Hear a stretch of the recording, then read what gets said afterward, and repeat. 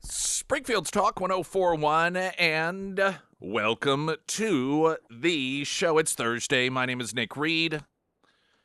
We'll have Author of the Week, sponsored by ABC Books on North Glenstone, just south of Kearney. Christy Filnecki will be joining us in the 7 o'clock hour, just an hour from now. I want to talk here about the issue of crime, and it's something that I've talked about before, but because of the media's attempt to deliberately mislead people, this is important. I was going to address it yesterday, but just ended up not having the proper amount of time I wanted to devote to it. And there was, during the debate, Trump talking about crime going up, and then the so-called moderators of ABC, David Muir in particular, deliberately spreading disinformation or creating a false impression. He delivered technically correct information. He says, well, Mr. Trump, you know that the FBI has said statistics show that crime is going down. And Trump, he just scraped the very surface in noting that, well, that's because the cities with the biggest crime don't even report their numbers. Now, there's much more involved with it than that, but that is one of the big problems. And sure, if you have New York and St. Louis or, any of these cities that are the main contributors of crime to our country not report their numbers to the FBI, and the FBI still puts out the numbers, then you do not get a complete picture.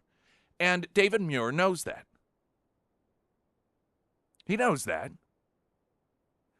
ABC, if ABC as a network, if that division, the news division, had even a desire to appear as if they were honest, this is beyond dishonesty. This is a deliberate attempt. That's just one example, of course. A deliberate attempt to alter the outcome of the election. Straight up lying. These are the networks that are run by people who claim that, Trump shouldn't be president because he's a liar, but we should listen to them, get our information from them when they deliberately lie to the American people for the purpose of helping their candidate get into the White House. And this lie of the FBI statistics, technically, yes, they're statistics, but their statistics are not accurate. And this isn't something, and I'm going to share one piece in particular with you on this, that is difficult to understand. It's, well, we've got some expert when it comes to statistics to explain why this is a little gray area and so forth. Some of it's just straight up obvious stuff. And this is why it is safe to conclude that networks like ABC are deliberately misleading their viewers in an effort to interfere in this election, because we're not talking about gray areas when it comes to a lot of this stuff. Abortion was another one in which they deliberately misled. Oh, there's no state in which people are allowed to have abortions up until birth. Yeah, there are. And it happens with a frequency most people probably don't even realize. Minnesota happens to be one of them. There's a piece that should be done by actual journalists. I shouldn't say it's not done by actual journalists, but it should be done by the mainstream media, in which it lists, and it's up in Minnesota, and it was 1 year period, in which I think there were 12 or 14 babies born alive that were supposed to be aborted. And a number of those, I think it's 6 or 7, we'll get into those numbers, of that year that were given comfort care until they just died. This is the sick Holocaust concentration camp style medical care that the Democrats are implementing in these states. And ABC News, they know that it is vile to most people. They know that setting up clinics that operate in many ways like concentration camps did under Hitler in terms of delivering babies through botched abortions and then leaving them on a table or throwing them in a trash can while they die, that is to most Americans vile, horrid, and disgusting, and that's why they have to lie about it. That's why they have to run interference during a debate and falsely claim, as a news network, that those things are not happening in this country. Instead of doing what news networks should be doing and reporting on what's actually happening in this country, they are covering it up. We're going to have a look at the weather in just a moment. Reminder, tomorrow we will be broadcasting live from Scramblers, the Friday Road Show sponsored by Custom Shade Window Tinting, which is powered by 3M Window Film. Now the news.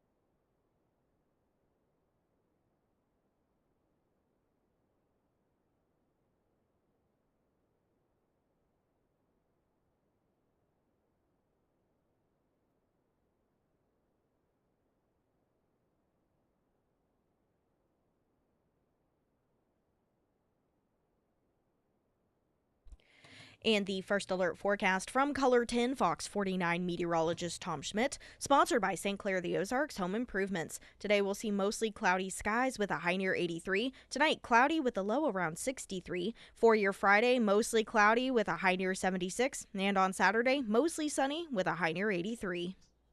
Welcome back. Thanks. It's great to have you back. Thanks, man. It felt like a forever vacation. It did feel like a forever, from my perspective. You're like, is she coming back? I know. I was like, oh my gosh, she's still needed. Gone. Yes, it's much needed. You traveled around. I did. I went to South Dakota. Have you ever been to South Dakota? I have not been to South Dakota. It's a beautiful state. That's my understanding. It is beautiful. We went up through the through Iowa and then jumped over the state, and holy cow, it has great plains, and then it's almost got like a desert-like feel with the Badlands and then the mountains. And you went there just to go there. It wasn't, Yes. you know, because people are like, why are you there? What, family there? No, you just thought, hey, this would be a new place to go. I went to Mount Rushmore and Badlands and just all over the place. Very cool. And with you being back, of course, means that we are back streaming on YouTube Live. That's right. Hello, everyone. Yes, sponsored by Springfield Wrap. So glad you're back. Thanks. Coming up, crime isn't going down. Democrat-run cities just do not report it. This is part of the rigging of the numbers. Important to know because this, again, is a talking point used by the mainstream media in order to try and help get Kamala Harris elected president of the United States. So that next. I'm Nick Reed.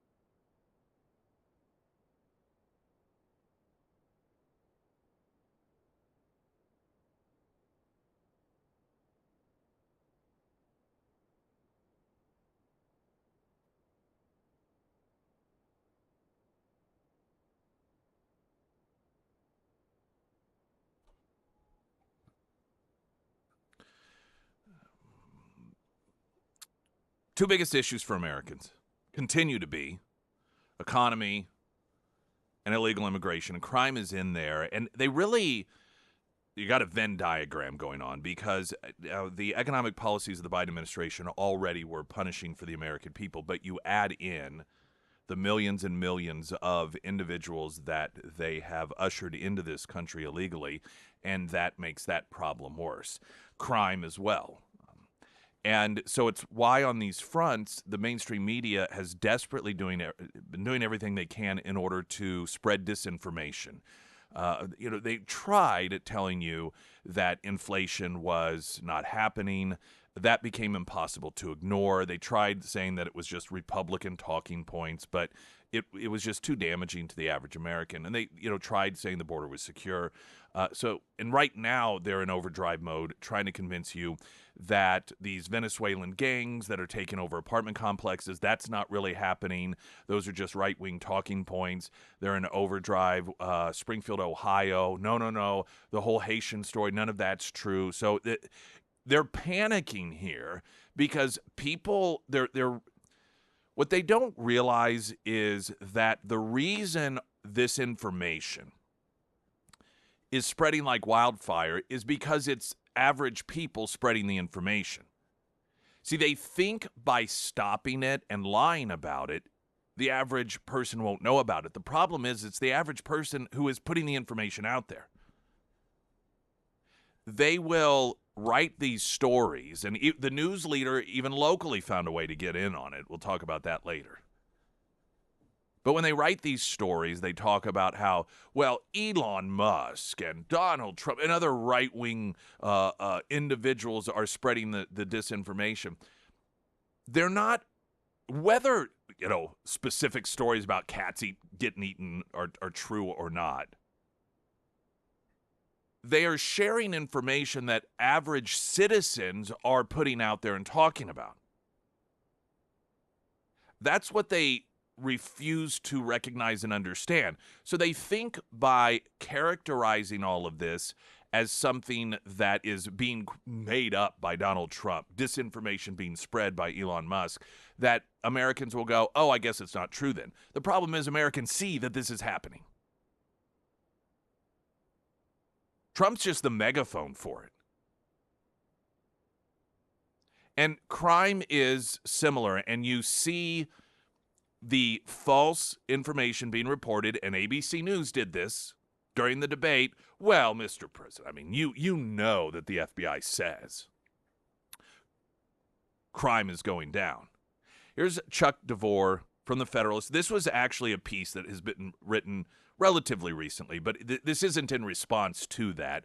It is in response to the disinformation that the Democrats in the campaign cycle have been spreading regarding crime. And they note that even while gangs increasingly mug, carjack, and gun people down on the streets of many major cities, fentanyl poisoning deaths take 100,000 American lives, and mass murder incidents happen with unsettling regularity, perception of crime are highly influenced by partisanship. Gallup finds that when a Democrat is president, Republicans see crime as more of a problem than do Democrats, with the reverse happening when a Republican is in the White House. Competing narratives and poor information plague the national discussion over public safety.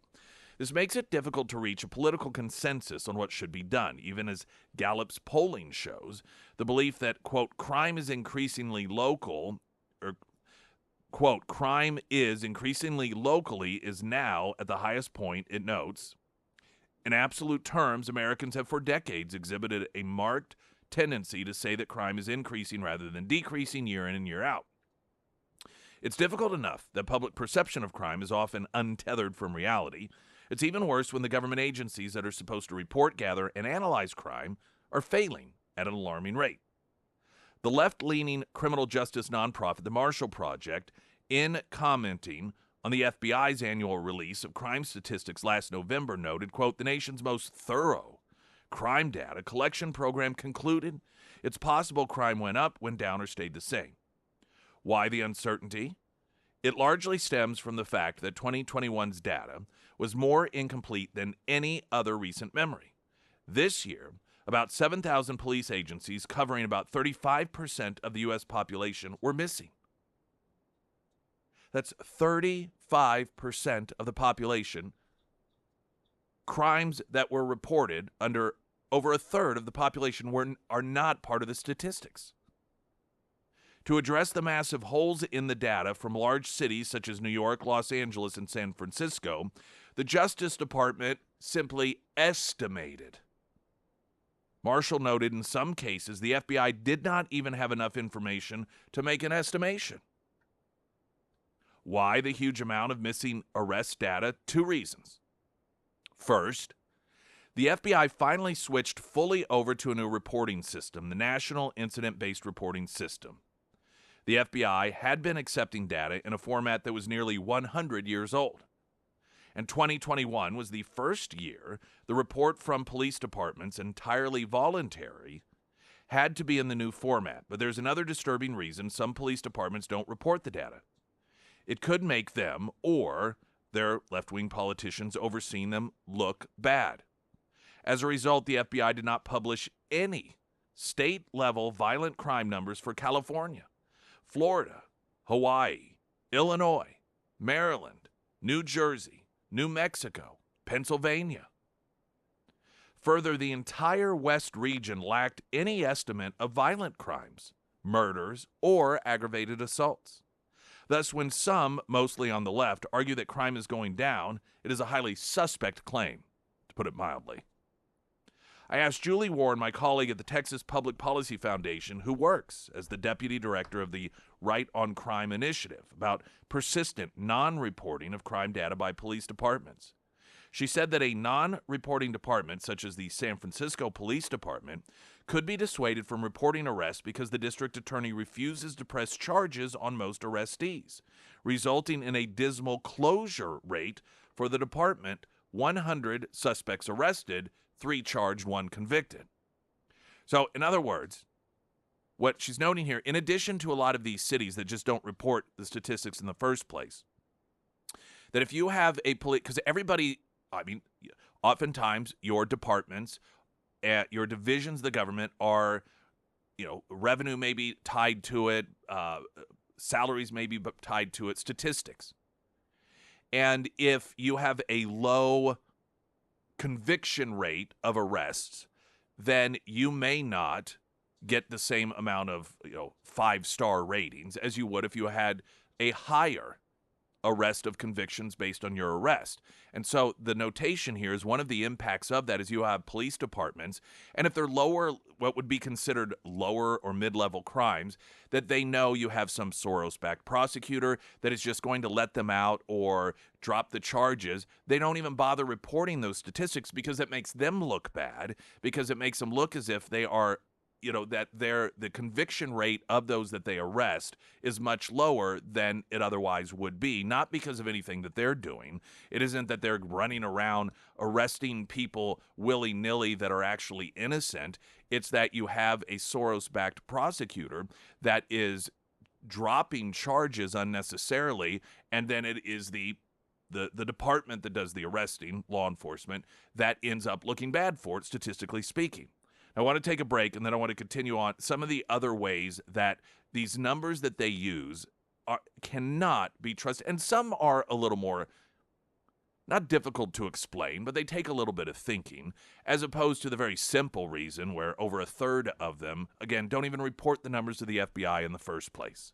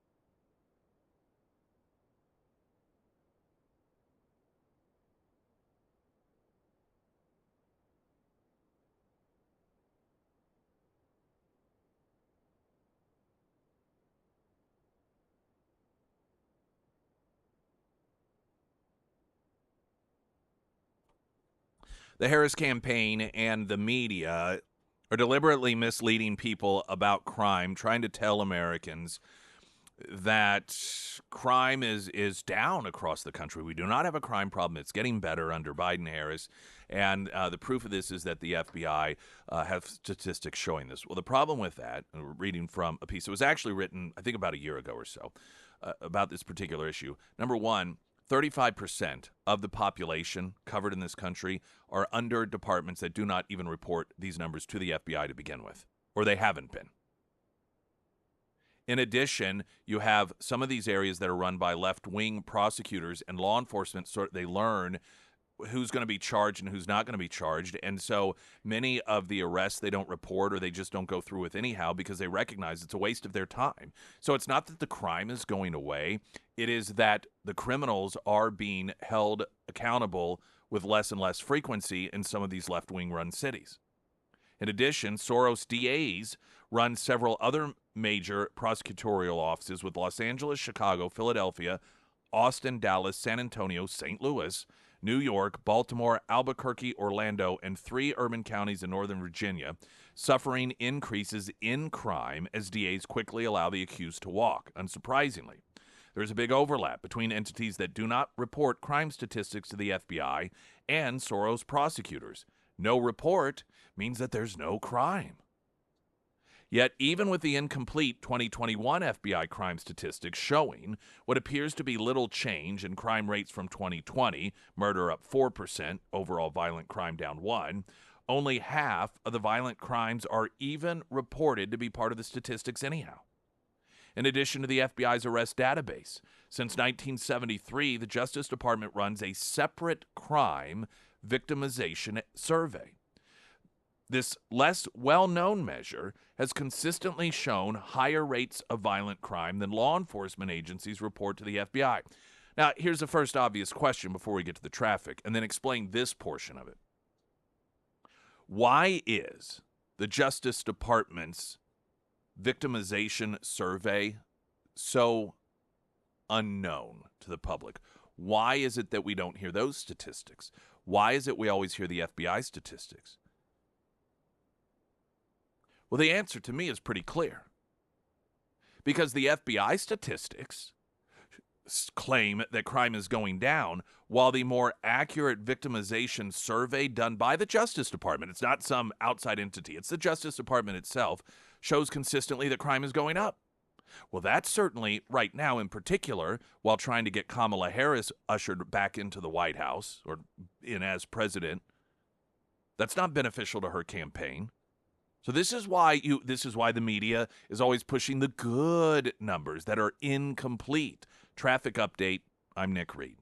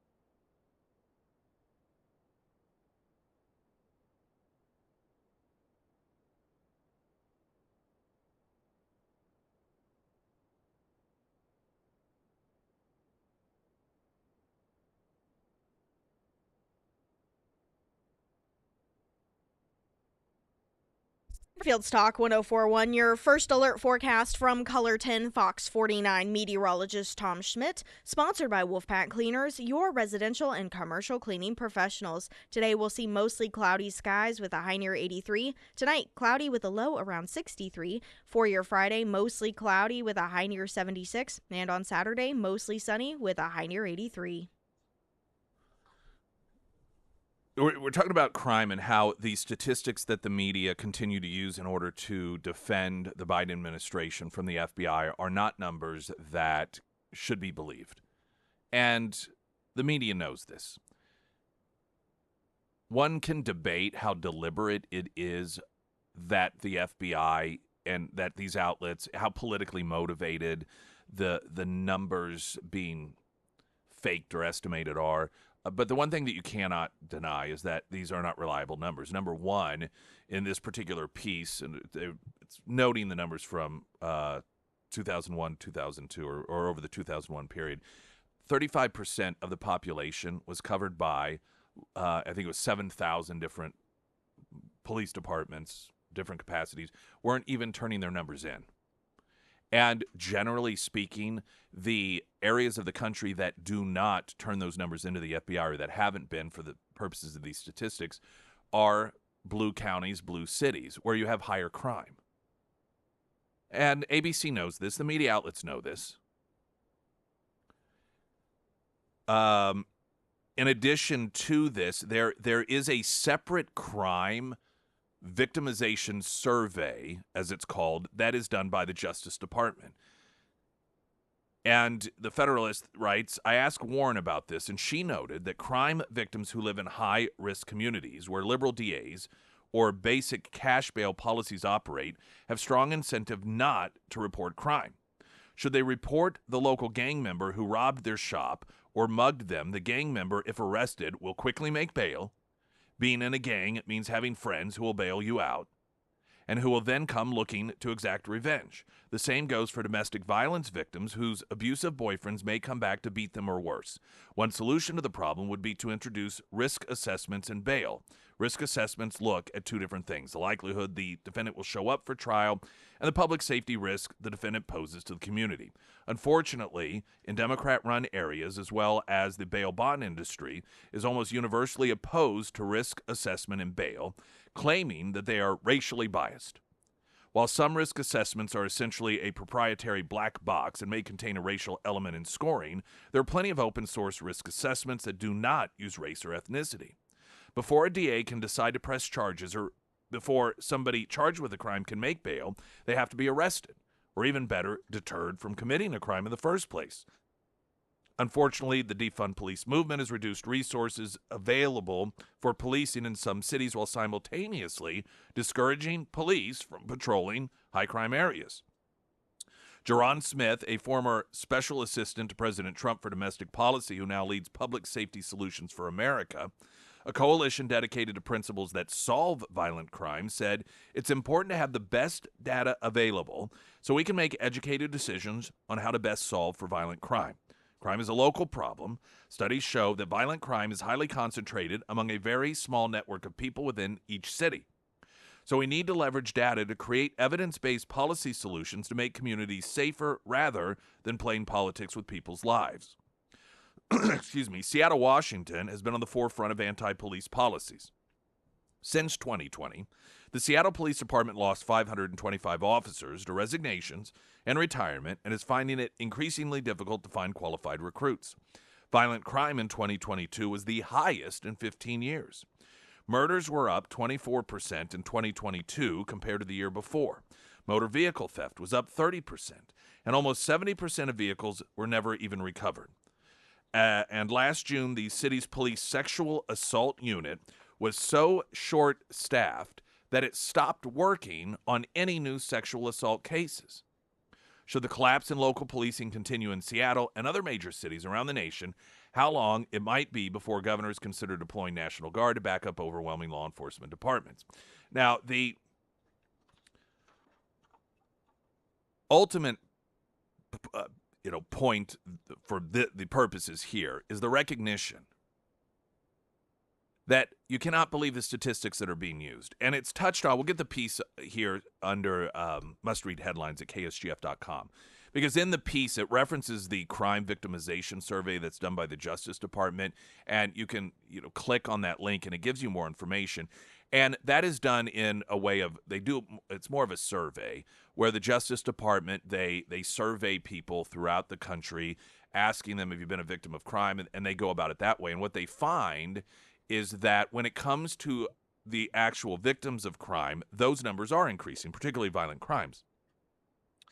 And again, though, the 35% of the country doesn't get reported. And increasingly, you have, particularly in cities like Seattle, people that don't even bother reporting crime anymore. You're hearing this more and more. You look at Aurora, Colorado, where you have an entire apartment complex that is plagued by violent crime, violent criminals, but you may have one person in the entire complex that is brave enough to call 911.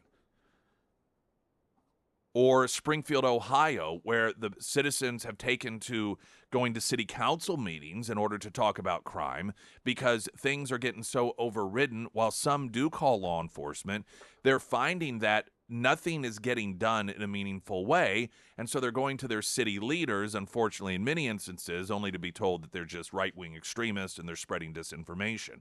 And so increasingly, people in this country, because of the way that things have been operating in and again, primarily the high crime areas, which are areas run by Democrats, people just stop reporting the crimes.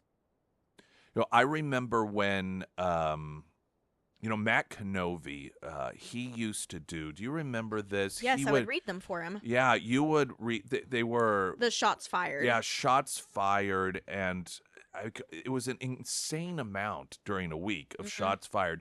But then there was a mass difference between that versus people who actually would call law enforcement oftentimes, and there was a discrepancy there. I know what I may be conflating a couple of things here. I remember reading a story about crime, and there was some sort of technology that had been dispatched. I want to say it was in Chicago, but it was in some major city, because what they wanted to do is get an idea of how often people do not report gunfire. Oh, I know what you're talking about. Okay, do you remember this? Yes. And so it was some sort of technology that grabs sound, that could recognize the sound of gunfire. And I forgot how many, dozens and dozens, and it may have been hundreds of fires or shots fired over the weekend. There was not one single person who even bothered to call police over it in whatever city this was. Not one. And again, when we hear about countries like Venezuela or some of these South American countries, and we're told, well, the reason that they're coming here is because their countries are so crime-ridden, the cities they live in are so crime-ridden that they should get refugee status because they're trying to escape cities in which the people who run the cities don't even deal with crime any longer. And increasingly, that is what the Democrats are turning our major cities into, where people are trapped in their own homes. People don't even bother calling the, quote, government, that being local law enforcement, for help because they recognize it's not an issue with the police, that even if the police capture them, that those people are going to be back out on the streets. And those criminals know it as well. Increasingly, they are so brazen that they talk about it. We know this because of police cam footage that they will. This was one of the two individuals that they filmed themselves running over. I think it was in Las Vegas, laughing while running over some guy that was riding his bike. I think he was a dentist or something. And upon the rest, the one smirked and he was like, I'm going to be out tomorrow anyway. They know this. And when you have, as part of the equation, a media that for political purposes is downplaying all of this, that is helpful to them.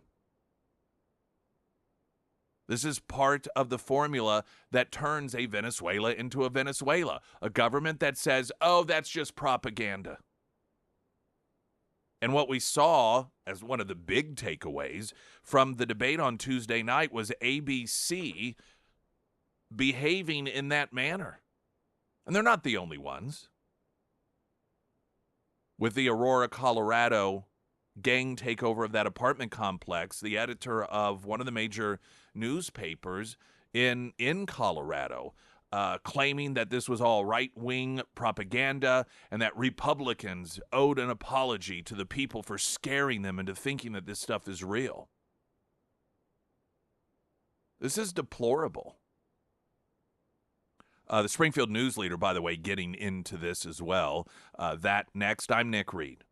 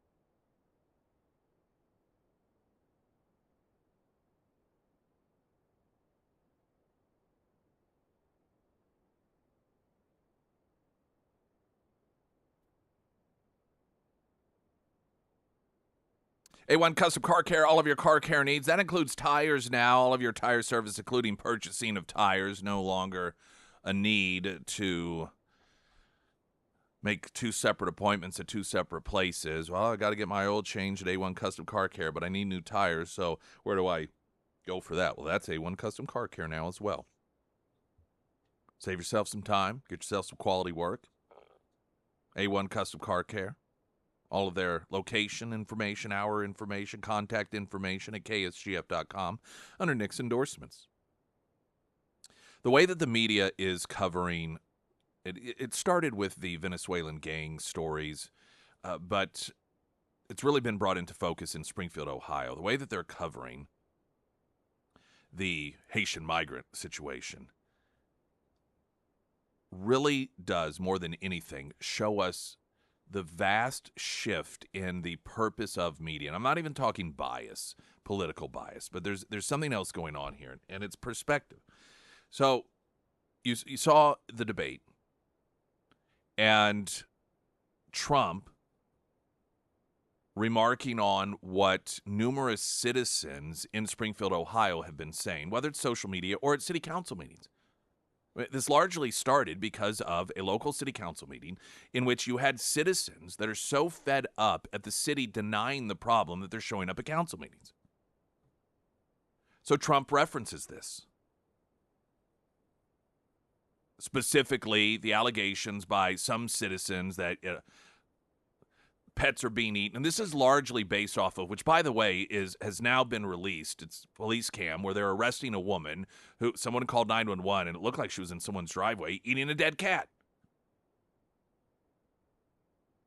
And so, that has been a situation in particular that, because of the drastic nature of it, has been a talking point to a large degree that symbolizes the larger problem that the people in this town are dealing with. So Trump references this, and immediately, in order to, again, try and help Kamala Harris, well, ABC News, they jump in. We contacted the city manager, and we just, for clarity, want everyone to know that he says that there's no evidence of this. Well, first off, there's 911 calls, there's body cam footage, and there's witnesses. This is why this has all come up. And part of the frustration, again, is because people like the city are denying it. So what does the media do? They go talk to the people who are denying it in order to claim, well, this isn't true. Oh, wasn't that some fantastic journalism? Now, you've got this news leader story, and there's sort of a local, because people hear Springfield, and like everything else, people will hear just the part of it and think that, oh, this is Springfield, Missouri. What was remember all the excitement at one point that there was supposed to be was it Trader Joe's? Was going to be coming, and it even got confirmed by somebody at Trader Joe's on accident because they thought, oh no, this is Springfield, Virginia, or whatever. And so it's not an uncommon thing, particularly if you live in Springfield. So this allowed them, of course, to write a story. Immigrants aren't eating dogs in Springfield despite confusion after the presidential debate. And so it's talking about, which, okay, that, Springfield Police Department having to respond to this, or whomever the city is, because there are people that mistakenly thought that, okay, so that's a story. But then it goes into, of course, how this story's not true to begin with. Earlier this month, the news leader writes, a social media post in a private Facebook group, Springfield, Ohio, Crime Monitor, went viral. The poster stated that a neighbor's daughter's friend had lost her cat. The poster went on to make an unsubstantiated claim that Haitian immigrants had allegedly taken the cat to eat, according to ABC News reporting.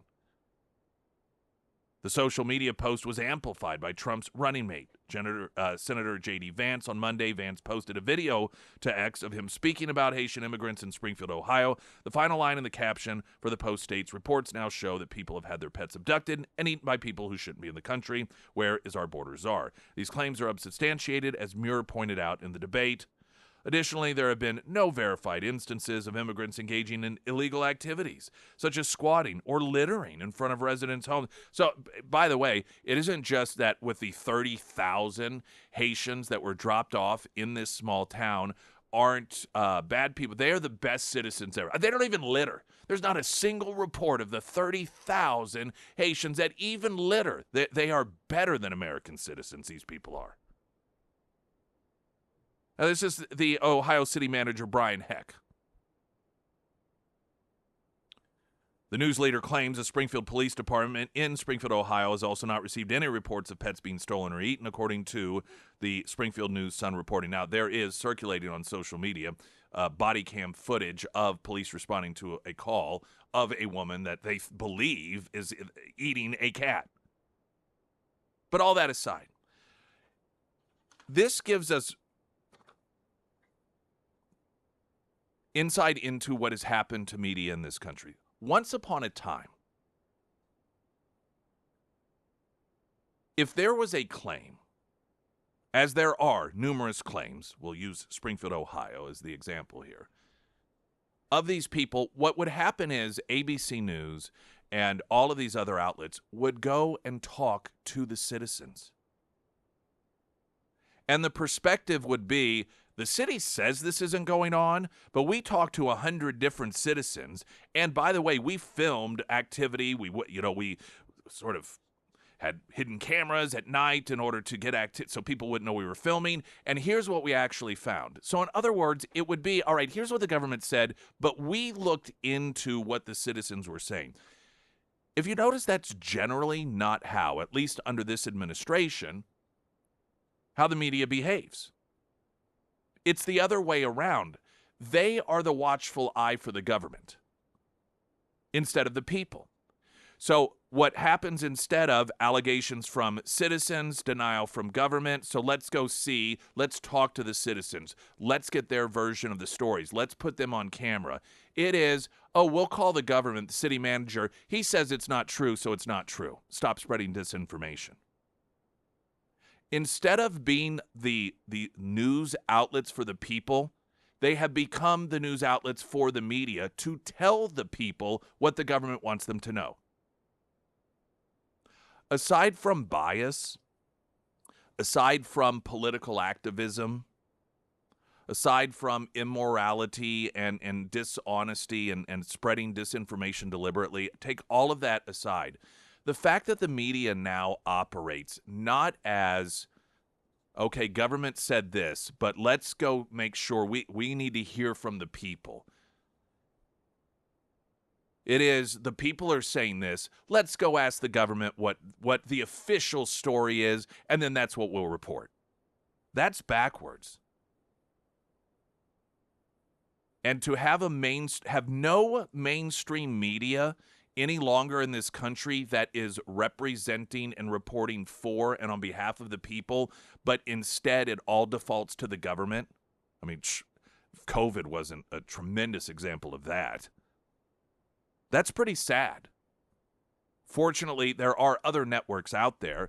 The problem is, at this point, they're not mainstream, but hopefully, over time, that will become in vogue again, where media is not a propaganda wing for the establishment within government in particular, but actually reporting for the people. Springfield's Talk 1041. I'm Nick Reed.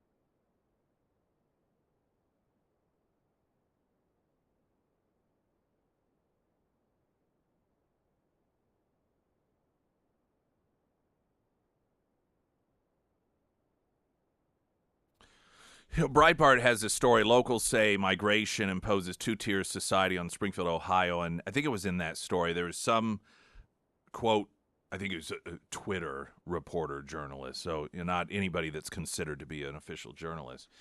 And you could even hear when Trump talked about, well, the people on TV, that's who they're saying that this is happening. And he's like, well, we're not talking about the people on TV. We're talking, we talk to the city government.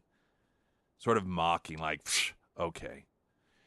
And they will dismiss, quote, journalist. Well, that's just somebody on X.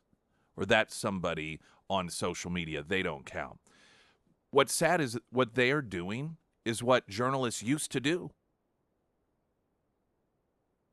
That's what the journalists used to do. They went to talk to the person on their front porch who is looking at eviction because prices have been inflated artificially because of the number of government-backed immigrants that are coming into the country or into their city. The media would have been the ones that said, we are here to talk to these local people about what the government is doing to them. Now they mock the people and dismiss them, those who want to put out those voices. News in 60 seconds.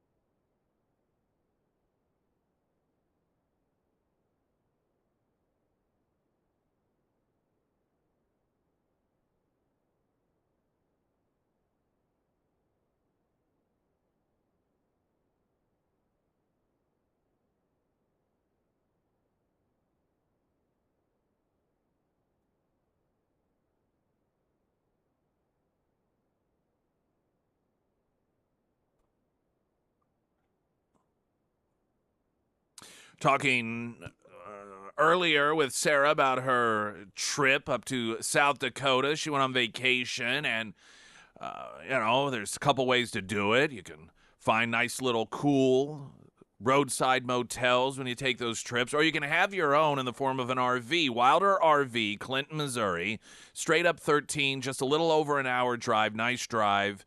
And it is the go-to place in this part of the country. Even for those who don't live in this part of the country, it is a destination location for those RV purchases. They've got a great website as well, including financing options and pricing. You can see what those monthly breakdowns would be.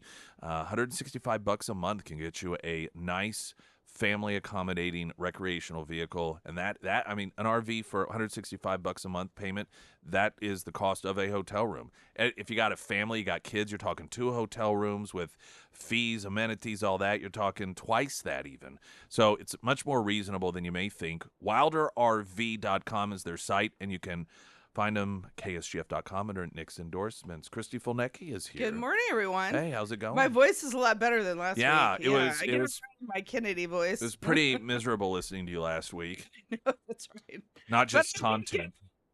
Relationship advice. Oh, yes, Yeah, that's right. That's yeah, right. You did give.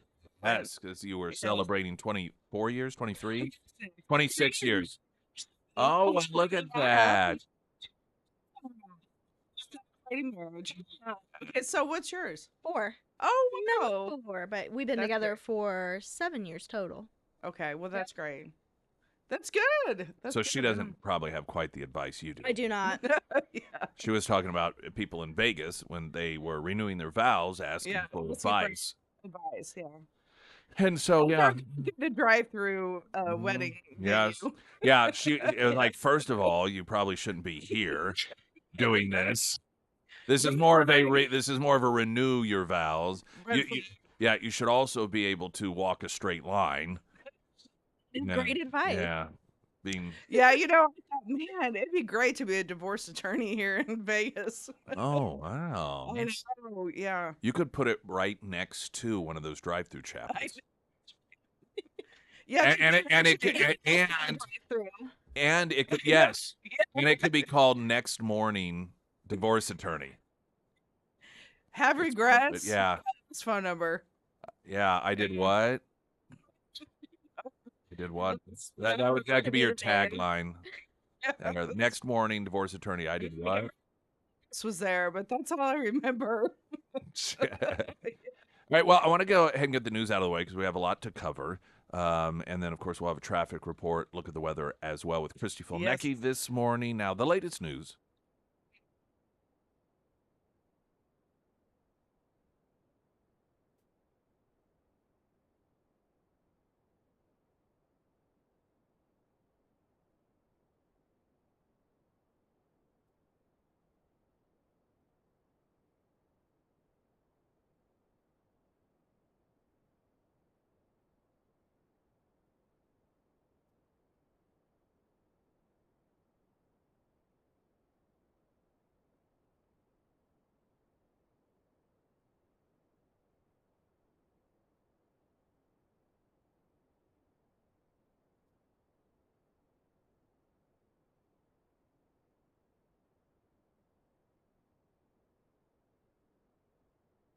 And the first alert forecast from Color 10 Fox 49 meteorologist Tom Schmidt, sponsored by St. Clair the Ozarks Home Improvements. Today we'll see mostly cloudy skies with a high near 83. Tonight, cloudy with a low around 63. For your Friday, mostly cloudy with a high near 76. And on Saturday, mostly sunny with a high near 83.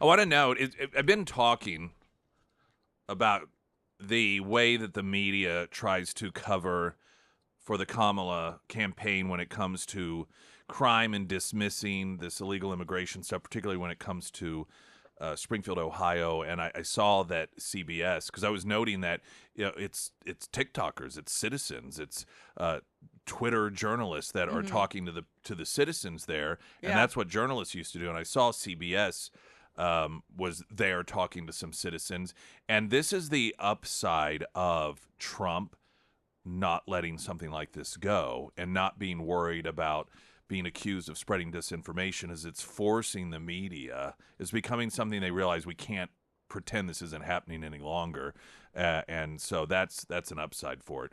I mean, because who would have thought that the media would have been on the government side throughout the history of but it's interesting. Glenn Beck, I was listening to him yesterday, and they said someone out there, and their correspondent, I don't know how he's affiliated with Glenn Beck, but he was saying that a lot of the citizens are afraid. I guess there's so much, there's a spotlight obviously in Springfield, Ohio, so they're afraid to speak out now. So Sure. He said at the meeting, a lot of them were saying, well, there's nothing we could do about this now. But they're having all these squatters, and then there are like 10 or 15 people that are staying in one place. Oh, yeah. So the cities are not even enforcing their ordinances now. And so if you call, they're like, we can't do anything about it. There was an interview with one gal, and she said that she lived in, it was a home, it was a rental, and she was paying $750 a month. But she said that what's happening all around is because of the taxpayers being forced to pay for all of this, and they're getting vehicle subsidies, and because they're just brought here, 30,000 or 20,000, however many of them, and so it is inflating the cost because the people who own these rental units are able to charge more because the government is saying we'll cover this much. And so she was using as an example, saying, so my rent's like $750, but all around here, once the government started subsidizing or paying for the rent, they pay up to $1,200. And so that's, causing everything else to raise as well. And she anticipated that eventually she would be evicted because they would raise her rent because they can. Because you have these Haitian immigrants that the government is saying, oh, we're going to take tax dollars and we'll pay up to this much. And now people be homeless. So you're actual citizens of your town. As usual, it's the Americans that get put last. And then did you hear that that there's a temp agency that's employing all of those people, the illegals? So they found them all jobs, and so they're all working. Well, and this is why you have a city that is apparently in Springfield, Ohio, that has been fine or facilitating this, because you get your, couple business factory owners that bankroll some of these campaigns, and they get this really cheap labor. Yeah, right. And so they love it because they can pay a lot less. So it suppresses wages in addition to everything else. And then you've got the city manager who, of course, this is something I'm sure as a city manager he's hired and by elected officials that get their campaigns bankrolled by some of these influential people. And so they pressure him to, oh, no, there's no problem at all. And then that's what ABC reports. Oh, no, we talked to the city manager. Okay. Oh, yeah, when he said that, I was like, red flag. ABC. Yeah, what like a you're joke. going to quote the city manager. What a joke of a network. I mean, give me a break. Finish your thought. No, I mean, I've heard all the commentators on the debate. I thought Trump did really well. I mean, considering everything he had to go against, and I mean, everybody's kind of quoting the same thing. Oh, it's 3-on-1, but you already knew that it was going to be like that. Yeah. And so I will say CNN, when they did their debate, when it was Biden, Trump, they did a really good job. Yeah, that's true. They did it was straightforward. There were a couple of, you got a January 6th question, that sort of thing, but they didn't interject. They didn't interrupt. It was like, okay, that was pretty good. Boy, ABC News, though, train wreck. But it wasn't she that the moderator, I think she's the one that questioned him. during a previous event that was some kind of town hall, and she totally went after him. So I figured it was, that he was going to get ambushed. But there's certain things. I mean, he's not a politician. He's not a lawyer. So, in the beginning, I thought, well, when she was talking about business and, I think it was the $50,000 tax credit. I don't know. She was throwing out a couple of things. I would have, said, well, you're destroying the company. The $50,000 is not going to matter, especially when you tax businesses to death. So there are a couple of things that I thought, that he could have, come back in. But, the big thing, the great thing, and the reason that people love him is that he can communicate so easily with the American people. So, he is a big picture person, and obviously that's how he built his business, because you hire people that are smart in these individual areas and they come up with the details, but you have the big picture, like this is right, this is wrong, illegal immigration, economy. So you have these big ideas. So I thought he did great, and he stuck up for himself, and I don't know if you noticed, but so in the beginning I thought maybe the first 30 or 45 minutes with her theatrics and her acting, that obviously she had an acting coach with all her positions of her hands and stuff. But I was watching her, in the last 45 minutes or 30 minutes, she was getting really tired. I don't know if you noticed that. But I mean, she kind of lost steam, and I thought, and plus the subject matter, when they got into Afghanistan, he said, "You hate Israel." I mean, he had some great lines there. I mean, and she really looked uncomfortable. I think that towards the last, of all, towards the end. yeah, and you got the polling, and just about every polling said, like, oh, who do you think won? And most people say she did, but then they're like, did it change the way you're going to vote? No. Yeah. Or some even leaning more towards Trump. And here's how this works. You are going to buy a new car, and you have two to choose from, and one of them looks nicer than the other. And you say, all right, okay, so which of these looks like a nice car? Like, well, that one does. Okay, so which one do you want? Well, but okay, I haven't driven it. I don't know the substance of the vehicle. I the one that looks nice, it may be a piece of crap. And so I think what occurred is you have people like, okay, on the surface, the presentation and all of that, yeah, Kamala won. But I didn't learn anything about her. I didn't learn what she's going to do. I still don't know how it is her plan. She's just making up these words. And so she may have won the sizzle, as they say, but the stake is still up for grabs. Yeah, but I don't even think that she did. I mean, if you look at her responses, and then if you look at the end, people are still. I'm sure it's hard because you try to put yourself in the position of somebody that is not, already for a candidate. But if you look at what she said and what she's been doing for the past 3.5 years, I mean, he's right at the end. I mean, he had such a strong finish when he said, why don't you go down there to D.C. and go do something yourself? Go do, try to pass a bill. And so he brought up a really good point. And no matter how stupid you think people are, they still are going to realize, oh, if they're going to vote, hopefully most people realize that she's a vice president. And then you're going to think, oh, well, I don't understand why she's not explaining what's been going on for the past 3.5 years. Did I not have she said that she was involved in Afghanistan. I mean, that was insane. But that was all Trump's fault. Yeah, I mean, this is part of the problem with their mixed messaging and their contradictions. On one hand, they say, it wasn't our fault, our hands were tied. But then on the other hand, I was the last person in the room, and I think that we made the right decision. Yeah. Well, which is it? Well, and which is it? The Zelensky thing I thought was awesome. He's like, yeah, you met with them, and then they launched the war the next day. I don't know if you saw this. I thought, when I first saw it, I thought, well, that's clearly not real, but it is. Did you see so Joe Biden was at this 9/11 event in Pennsylvania? Oh, this is so funny. All right, we're going to take a break, and then we'll talk about this, because I'm not trying to make a point. I thought, well, that's not real. Somebody just did not an AI, fake video. Because I wanted to see it. If it was real. Yeah. So we'll talk about that next. Christy Fulnecki with us. I'm Nick Reed.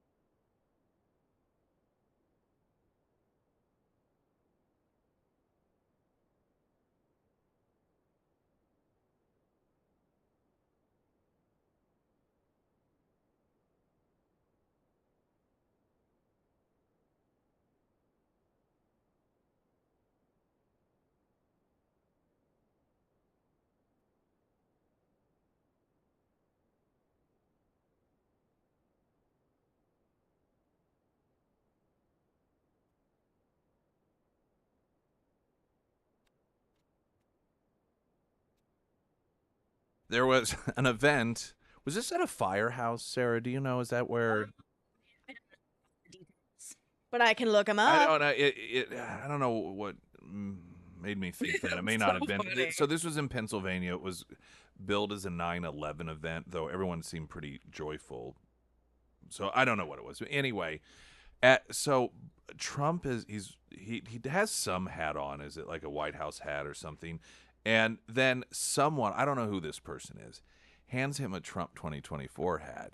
And You mean Biden? Biden, You said yeah. Trump. Sorry. Okay. So yeah, somebody hands Biden a 2024 Trump hat, and he just kind of takes it and he puts it on and he's grinning like a goof.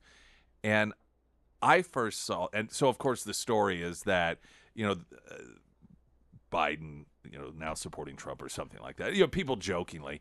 And so I thought, well, this isn't a real video. But the White House responded, and so they're So what was their response? that Biden was just showing unity. Okay. Yeah, the man that's going to destroy unity. I mean, so Biden, who says that Trump is going to end the world as we know it, is evil, is an insurrectionist, is going to end democracy as we know it. I mean, the guy gets into these fits of rage over Donald Trump, and all of a sudden he's smiling with the hat on, and Biden knows what he's doing. Yeah, he just decided, no, Trump and I, we're unified together on this day on 9/11. I was so shocked when I It's saw nothing that. to do with him being senile. No, nothing whatsoever to do with that. A couple of times, and I couldn't believe it. I was laughing so hard. Then, because it makes you think of your family member that you had that had dementia, and you're like, and then the lady next to him, she was sitting there at the table, and they are all dying laughing, and I was like, oh, this is hilarious. This is our president. Like, so sad because it's like your crazy aunt that has dementia, and you feel sorry for her, but also like it's just something that's so funny because who would have thought he would be the last person on the face of the earth that would have a MAGA hat on? He has it on, and not only is he laughing, but everyone around him is laughing. I would love to know who handed that to him. I mean, you wonder were they like did that person, they have a bet with someone, or were they like, watch this, or do you think he'll take? Because it's a deliberate thought process someone had. Oh, I totally would have done that. And the whole unity thing, because somebody handed him the hat. So it is, not that it needs explaining what BS that is, but that would mean that they ahead of time decided, you know what? We want Biden to be seen on camera putting a Trump 2024 hat on. And so, because you would have then arranged for somebody to hand it to him. Obviously, that is the most absurd, insane explanation. Dan, I'm sure two people are sitting there, and they're like, this is a test to see how demented our president is. And then they hand him a hat. I wonder if it was a dare. It would. If someone dared, I'd love to know who it was. See what he does with this. Because I'm sure that you probably have some cues like that he looks really confused. And I mean, and then you're just like, well, let's just see if he's going to take it. He then takes a picture with kids. And there's maybe, I don't know, 14, 15 kids here. And, of course, he looks like, huh? These kids, the vast majority of them have Trump shirts on. I know. Yeah, I heard about that. Now, I'm going across the front row from left to right. Left, he just has a black shirt on. Girl, Trump shirt, girl, Trump shirt, girl, Trump shirt, girl, Trump shirt, boy, Michael Jordan shirt, boy, then Biden, then boy, Trump shirt. There's a kid, you can't really see what's on his shirt. It looks like it may be plain. Then boy, Trump shirt, and a picture. And there's some in the back. You can't see their shirts other than one girl's kind of standing up, almost as if she wants you to see her Trump shirt.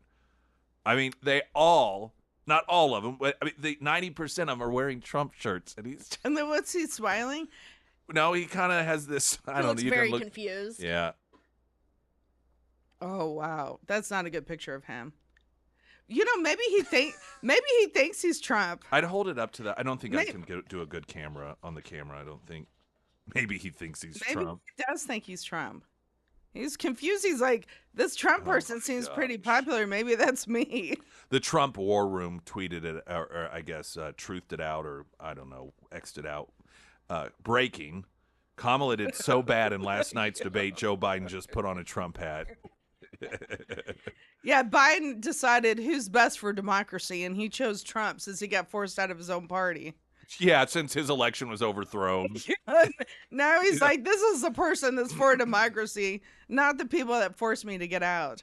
I mean, how sad. And everyone remember. Just play that in so many commercials. And now even Joe Biden is for me. I mean, what's their... Be like Kennedy, Tulsi Gabbard, and then I'd show Biden with the MAGA hat on. Just remember, everyone, I know the vast majority of everyone listening knows, but if you have friends who don't realize it, you can remind them that this is the guy that the media, up until they couldn't hide it any longer, was telling us was perfectly all there and normal. I know. And the sharpest guy in the room. And why wasn't there one question about how she got in the race? And one question about why did you hide the president's condition? Like, that seems to be the most relevant question during the debate, and nobody asked it. Actually, the first question is, do you today believe that Joe Biden has cognitive issues? That's question number one. Because they still tiptoe around that. I mean, what you got to... do you still meet with Joe Biden? And what is he like? You have said a year ago in an interview that he runs circles around everyone else, that every day you see everyone look to him for answers because he has a masterful capacity to understand complex issues. This is some of what she said. Is that still the case today? That's the sort of question they'd ask Trump in order to force him to either look like a liar or an idiot. But of course, they're not going to ask her that. Because the media, I don't even think that's an issue for them any longer, because they just have no dignity, no credibility. So the fact that they were running defense for this guy, as was she, misleading the American people, or attempting to anyhow, that doesn't matter to them. Because, that's just what you're supposed to do.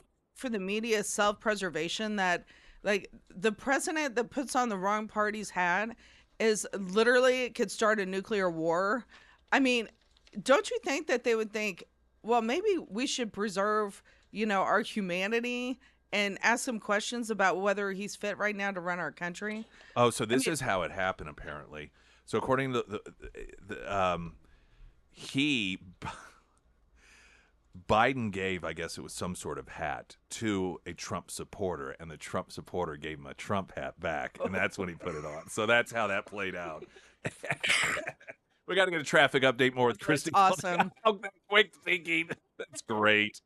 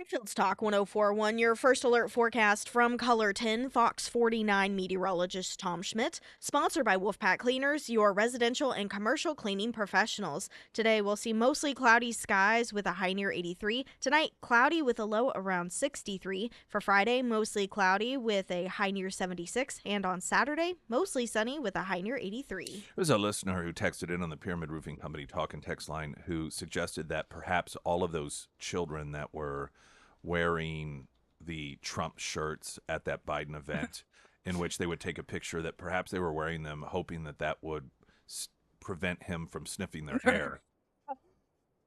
Like that one's not a friendly. I know. I can't really get scared when you mention children, but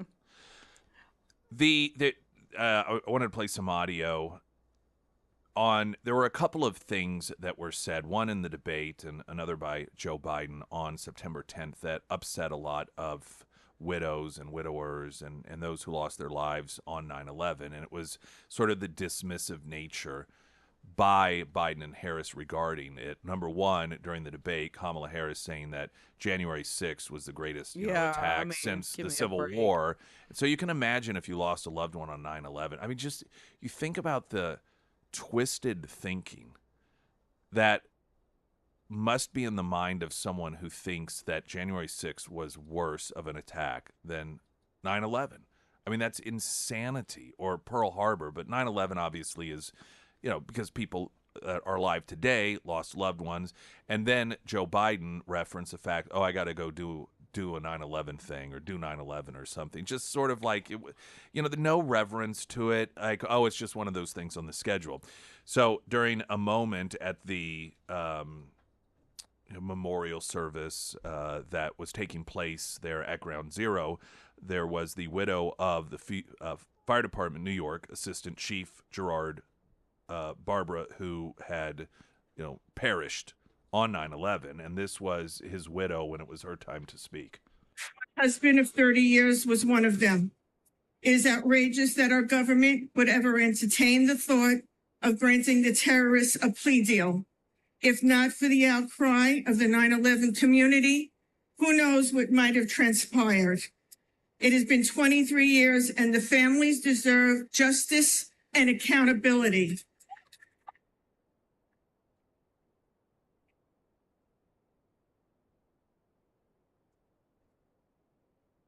The elected officials here today show their respect and reverence to the families on September 11th.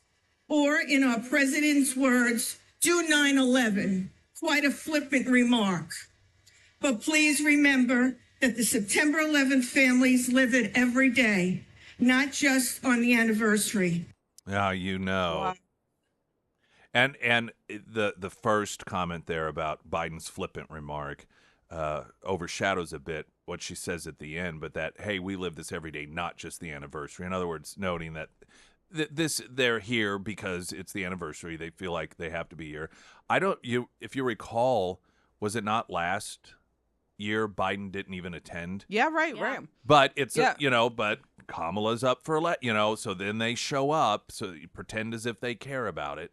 And did you hear all the people that were cheering for Trump when they were all standing in line and they were all cheering for Trump? But I wonder, like, when she says that, especially when she went off on the January 6th thing on the eve of 9/11, which I thought, well, I mean, that's stupid. I wonder who told her to say that. Is that do they really believe it? I mean, when you watch videos, because my staff, we've watched thousands of videos, hours of videos for January 6th. There is no comparison with January 6th, 9/11, burning the cities to the ground, Seattle. I mean, there is no comparison. Here's what happens. The hatred and anger they feel for Trump supporters is greater than the hatred and anger they feel for the 9/11 hijackers and bin Laden. That's true. And I'm not being figurative when I say that. And some of that is because, I think 9/11 is in the past, and as time goes on, emotions obviously do fade to some degree. But still, when they see the selected footage that gets shown of Trump supporters at the Capitol, and they just fill with this rage that doesn't even enter their mind when they think about 9/11. So I think because they think with their rage instead of their brain, whereas a normal person recognizes, like you may get into a fight with a spouse and you're feeling more angry emotionally than you do when you think about 9/11, but that doesn't mean that your spouse is worse than 9/11. Yeah. Because you have a brain. But the left, they don't think about that stuff. So I think that genuinely, when they think about it, that they don't even think about when they're thinking about the worst things. January 6th, they almost can't think of anything worse than that. So they go to the Civil War because they're thinking, well, when was a time that our country was torn apart? And so I think 9/11 doesn't even cross their mind because their emotional hatred for Trump supporters is far greater than any sort of emotional hatred they have for terrorists. Which you don't want those people in charge of the country. I mean, really, well, they are. I know. I mean, look what we have. I know. Yeah, and I thought Trump's answer was really good about defending what he said, and then he's like, it's Pelosi's fault. We offered her, National Guard, and she was in charge of security, and so it's basically her fault. My answer, if I had been asked, would you have done anything different? And it's a trick question because it is. When they ask, would you have done anything different on January 6th? Or do you regret anything that you did? It's a trick question because no matter what you answer, you lose. If you say no, then you support everything that happened on January 6th. If you start trying to describe something you did wrong, then he admits that he was part of this. He admits he was part of the problem. But I would have loved to have heard, and it's so easy when you're watching it and you don't have the lights in front of your face and all that. But my only regret was not pushing Nancy Pelosi harder to accept. It was when Nancy Pelosi denied the request for National Guard. I should have pushed harder on that. That sort of thing. But anyway, speaking of, and we're going to take a break and then talk about this. The Biden Department of Justice has had to drop nearly half of pending obstruction charges against January 6th defendants since the Supreme Court issued that major ruling in June. So given that you have some J6 clients, we'll get your thoughts on that. With Christy Fulnecki next, I'm Nick Reed.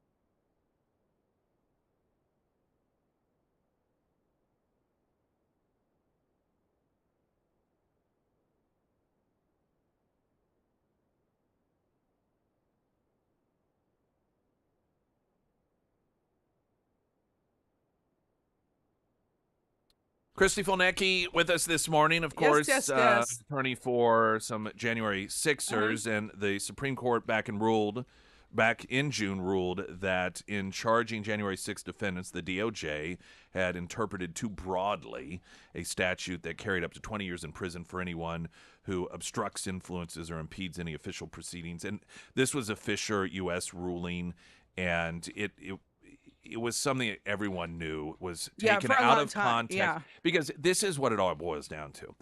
They knew, in my opinion, for all the talk of insurrection, there was no insurrection. Right. Mm-hmm. By the actual definition, which is why they didn't charge anyone with it.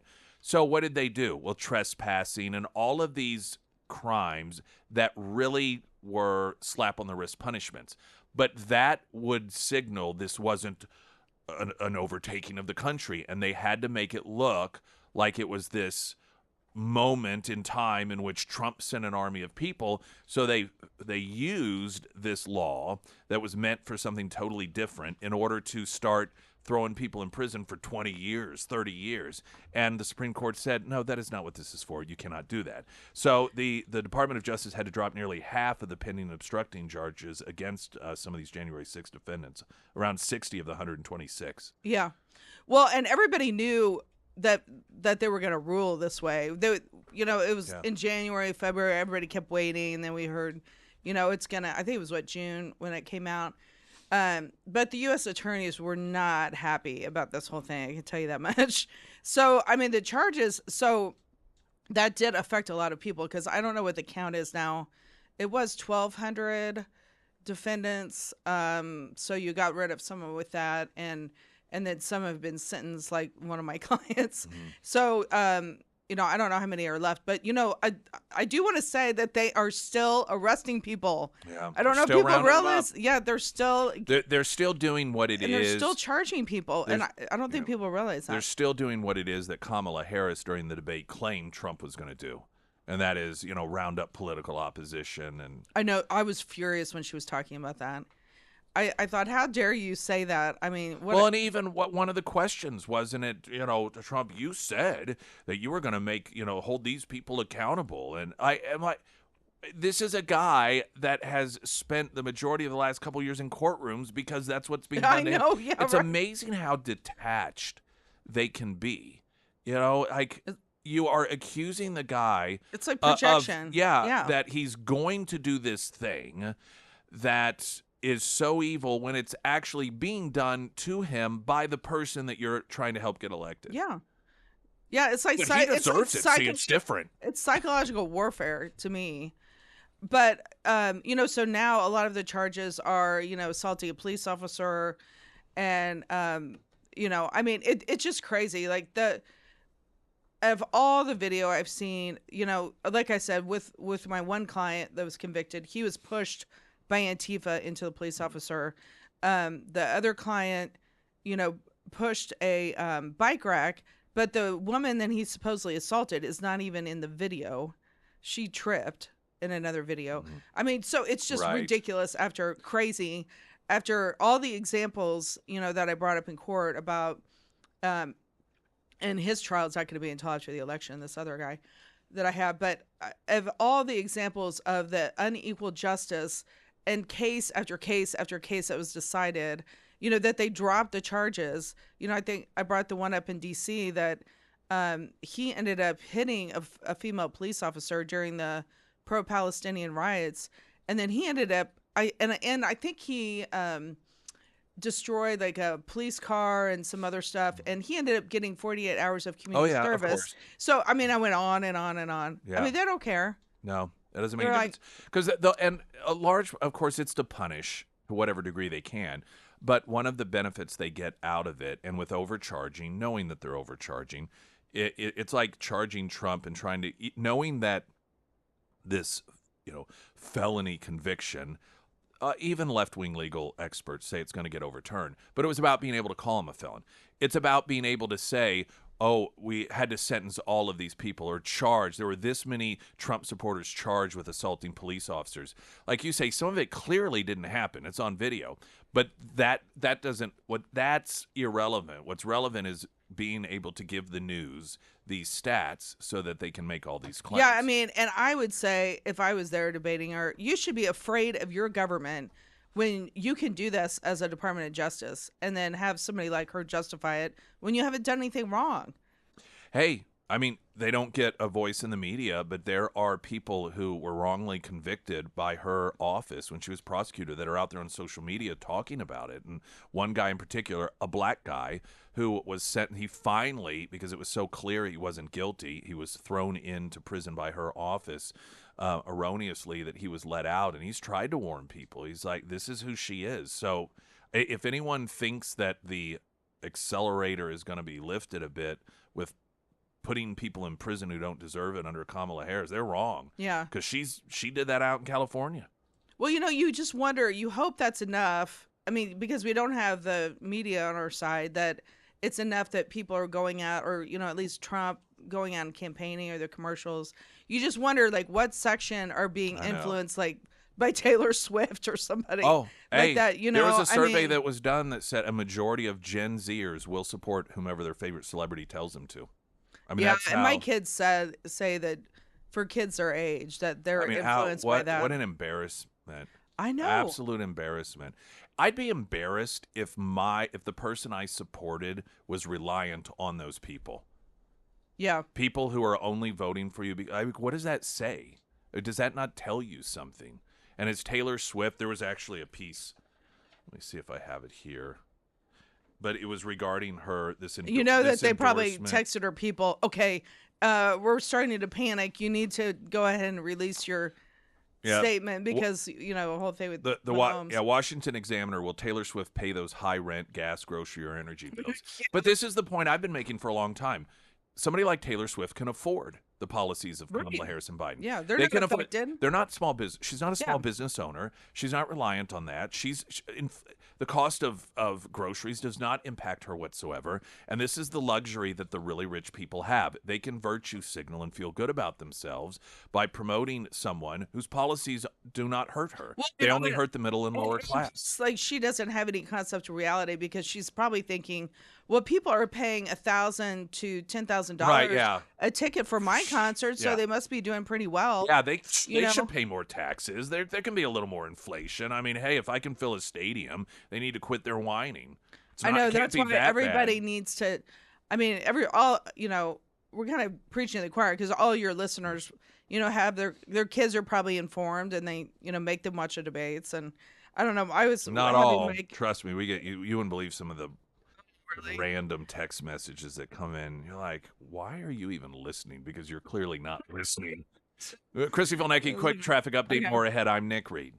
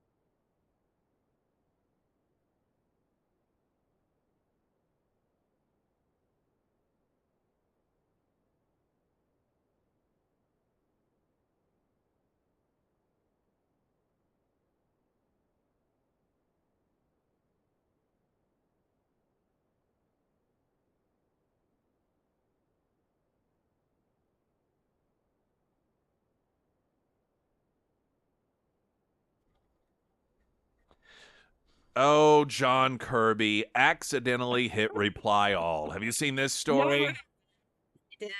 There was an email inquiry from Fox about criticisms by a veterans group about the Biden administration's disastrous 2021 withdrawal. And Kirby meant to just, I guess, be responding to internal staff, but regarding the veterans who were upset about the withdrawal, he accidentally also sent it to Fox News Digital, to which he said, obviously no use in responding, a, quote, handful of vets indeed, and all of one stripe.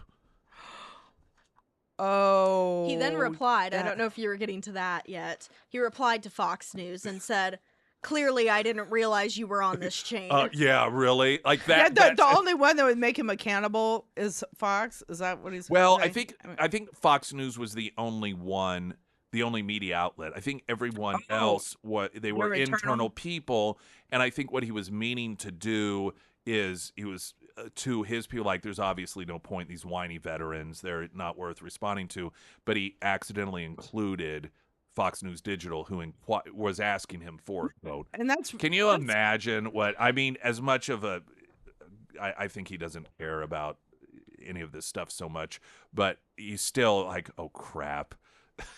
I know. I just do it. But yeah, I love the response. Clearly, I didn't mean to send that to you. Oh, okay. Well, that's the issue at hand. Write a story. Yeah. In that position, like you don't double check or have somebody like you don't double check that you're replying to the right person. But it it's just that's their mindset. Bunch of whiny veterans. Yeah. I mean, their mindset about the Gold Star families yeah. that they're a bunch of whiny veterans that just won't shut their mouths, and here they're allowing Trump to benefit from them. That's their mentality about these people, and it shows. Somebody on active duty. That would be lead story, by the way, if it was the Trump administration. Yeah. Talking about there's no point in even bothering responding to those, quote, those veterans. But Chris Filnecki, thank you as always. All right, yes. Have a fantastic rest of your day. We've got Author of the Week in the next hour. I'm Nick Reed.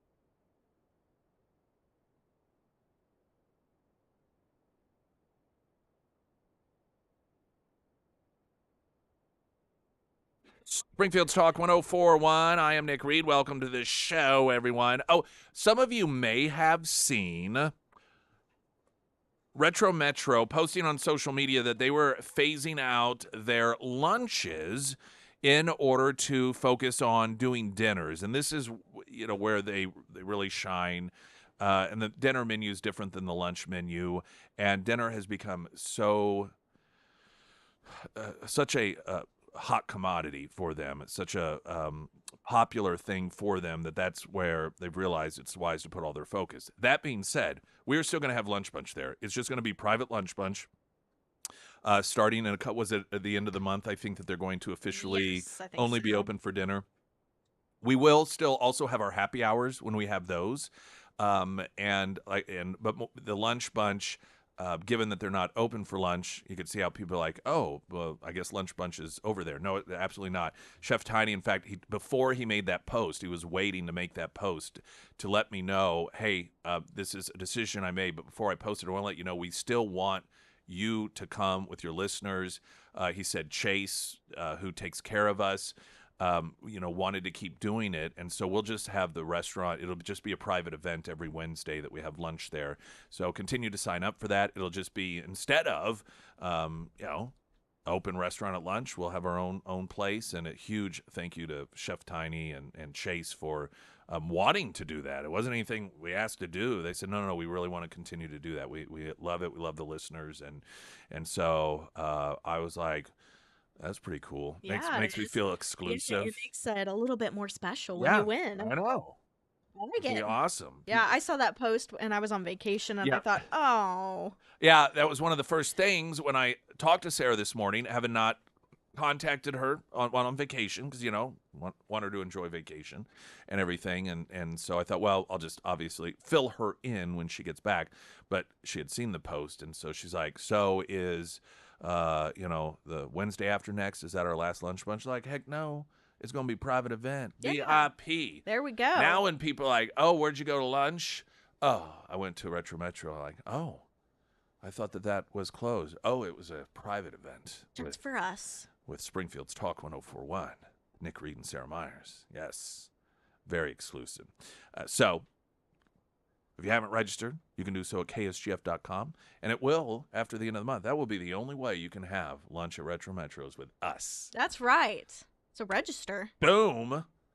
Author of the Week, sponsored by ABC Books on North Glenstone. That is going to be coming up. We are going to have a best of, if you will, and I wanted to revisit this Author of the Week because there has been a lot of talk about Marxism. And Marxism is still something that I think these terms oftentimes get used.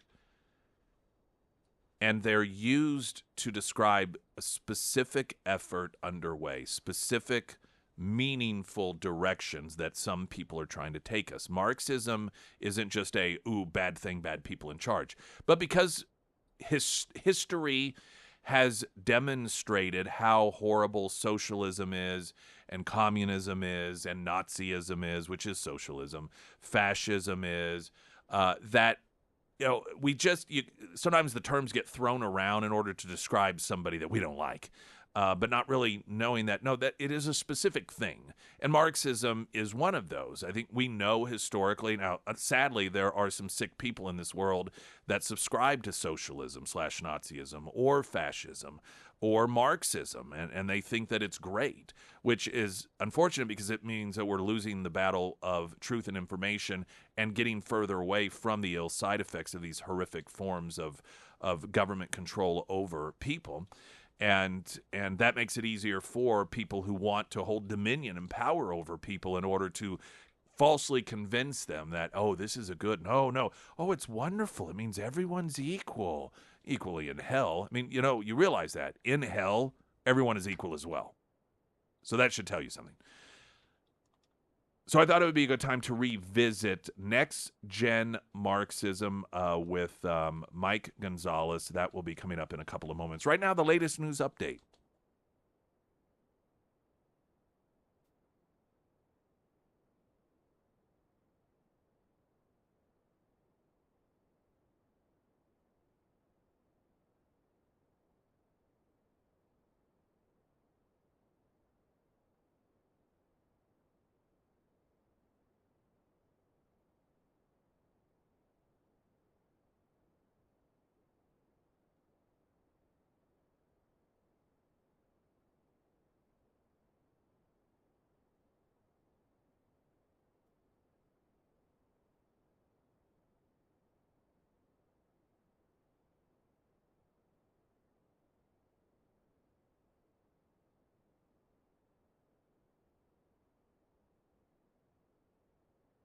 First alert forecast. Can I do that? Yeah, go ahead. Thank I was you. reading these text messages, and some of it, they're talking about the White House saying that, well, Biden wore that Trump hat unity. Yeah, that's what it was, not senility. It was a show of unity, yes, because he's done nothing but demonstrate his desire for unity with Trump. Exactly. That's right. That first alert forecast from Colorton Fox 49 meteorologist Tom Schmidt, sponsored by St. Clair the Ozarks Home Improvements. Today we'll have another beautiful day in the Ozarks. We'll see cloudy skies with a high near 83. Tonight, cloudy with a low around 63. For your Friday, we do have a slight chance of showers. Otherwise, mostly cloudy with a high around 76. And on Saturday, mostly sunny with a high near 83. I've been mentioning probably about the last, 6 weeks or so about Kansas Territory Brewing Co. making their way into the Springfield market. Bradford Light, Pineapple Life Coach, a couple of the offerings that some of you may have had as the sole place that they have been available is at Hammons Field during the Springfield Cardinals games. But I was chatting yesterday, met with someone associated with them that is working on getting their footprint bigger here in the market. And she did mention that there are a number of billboards that are now in the area. So you may see those, and that's something that should eventually be in the market and available for you. And you can visit, again, the site to learn more information, KansasTerritoryBrewingCo.com.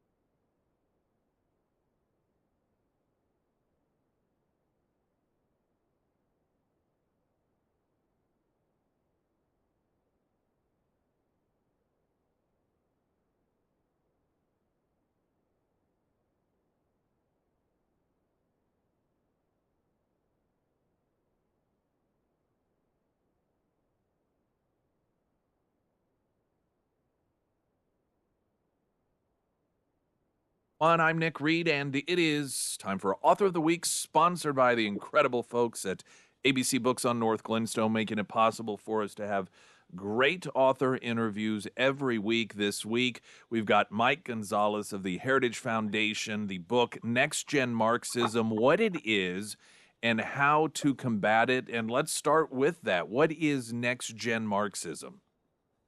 Hey, Nick, thanks a lot for having me on and giving me this opportunity to speak to you about my new book. So Next Gen Marxism is, I would say, the third iteration of Marxism. The first one being the original Marxist one, written by Marx in the Communist Manifesto, in which he put down many ideas. Some of them survive to this day. Others have been changed. I'll just give you a very quick rundown of the ones that survive. The boiling of all human interaction to an epic struggle between the oppressed and the oppressor. That continues. That we see today on our college campuses every day. The idea that God must be abolished, that the family must be abolished, that the same with private property or with the nation state, that survives to this day. What changes is who the revolutionary is. The revolutionary in Marx's day, the oppressed, was the worker, and the oppressor was the bourgeois, the owner of capital. And Marx said that the worker was going to be constantly rising, overthrowing the bourgeois and the capitalists, killing them, introducing workers' despotism. He used that word, despotic inroads, in the English translation at least. That changes, and it changes because of the second iteration and the third iteration. The second iteration is when European Marxists tried to have a revolution in Germany and Italy. They fail, and they fail because the workers say no. The workers, prefer to reform capitalism, prefer to reform democracy. They don't want to get rid of capitalism or democracy. They like the family. They like God. They like what little property they had. They just wanted to have more property. And they like the nation state. They were patriotic. So communists in Italy, in Germany, and in Western Europe said, the worker has a false consciousness. The worker has accepted the ideas of the bourgeois, of the capitalist. The capitalist no longer has to use coercion to force the workers to do his bidding. The worker will do it by himself because he has accepted the cultural matrix. We need to change that cultural matrix. We need to infiltrate the institutions and indoctrinate the worker. That comes to America. That cultural Marxism comes to America. That second iteration is cultural Marxism.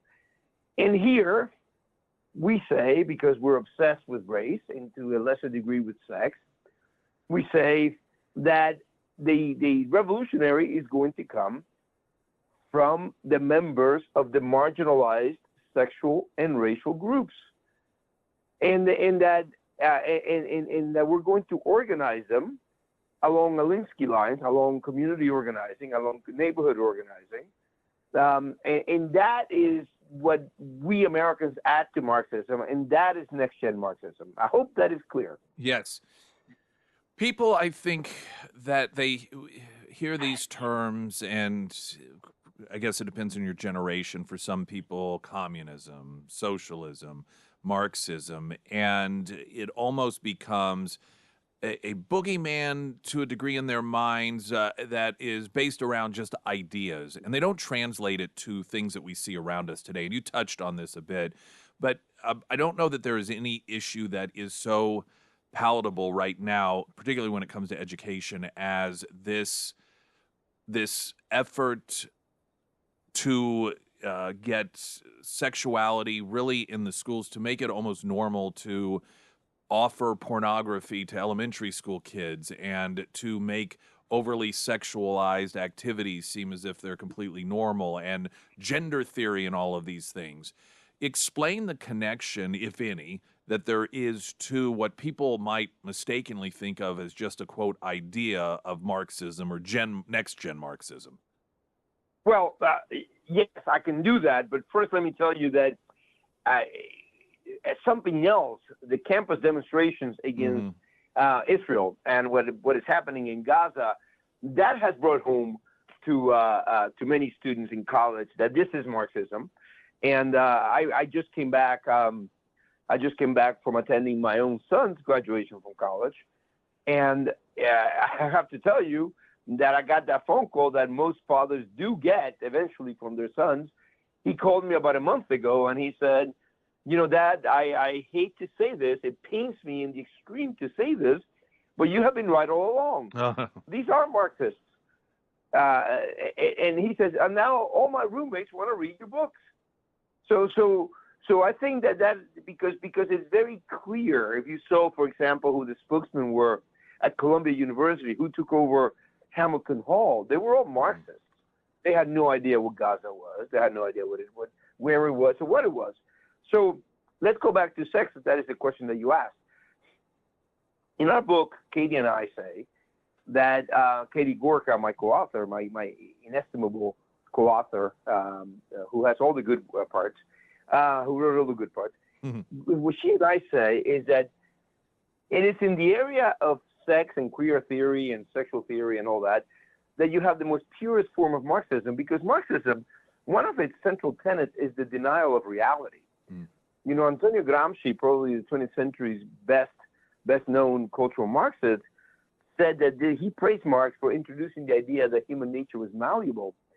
And it is in sexual matters that they ask people to deny reality, to say, look, a man a 6'4", 300-pound dude can become a woman.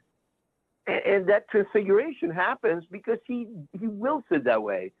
It just so happens that despite his penis and his parts, he was born into the wrong body. He's really a woman.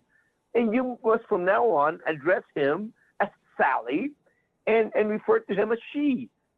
And people buy into this. The whole of society, through mass hysteria, buys into it. And if you don't play by those rules, you get canceled.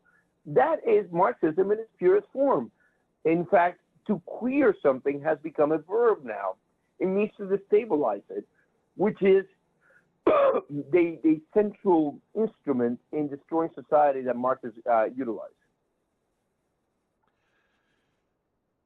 Now, there are oftentimes books like this that come out. We've interviewed these authors that largely are just to prep you to say, this is the way it is. This is what's going to happen, whether you like it or not. So this is just to let you know to be prepared for it. But one of the components of your book that is different than that is that you all do feel that there is optimism here, that this isn't an inevitability, the overtaking of our freedoms and liberties and human rights by way of Marxism. You say, no, there is a path to beating this horrific ideology.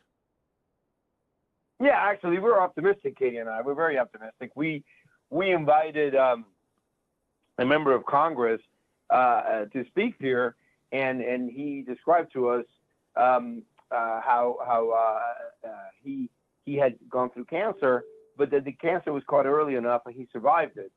And that is, I think, what has happened here. That we have caught this early enough that we can do something about it. The American people are waking up to this.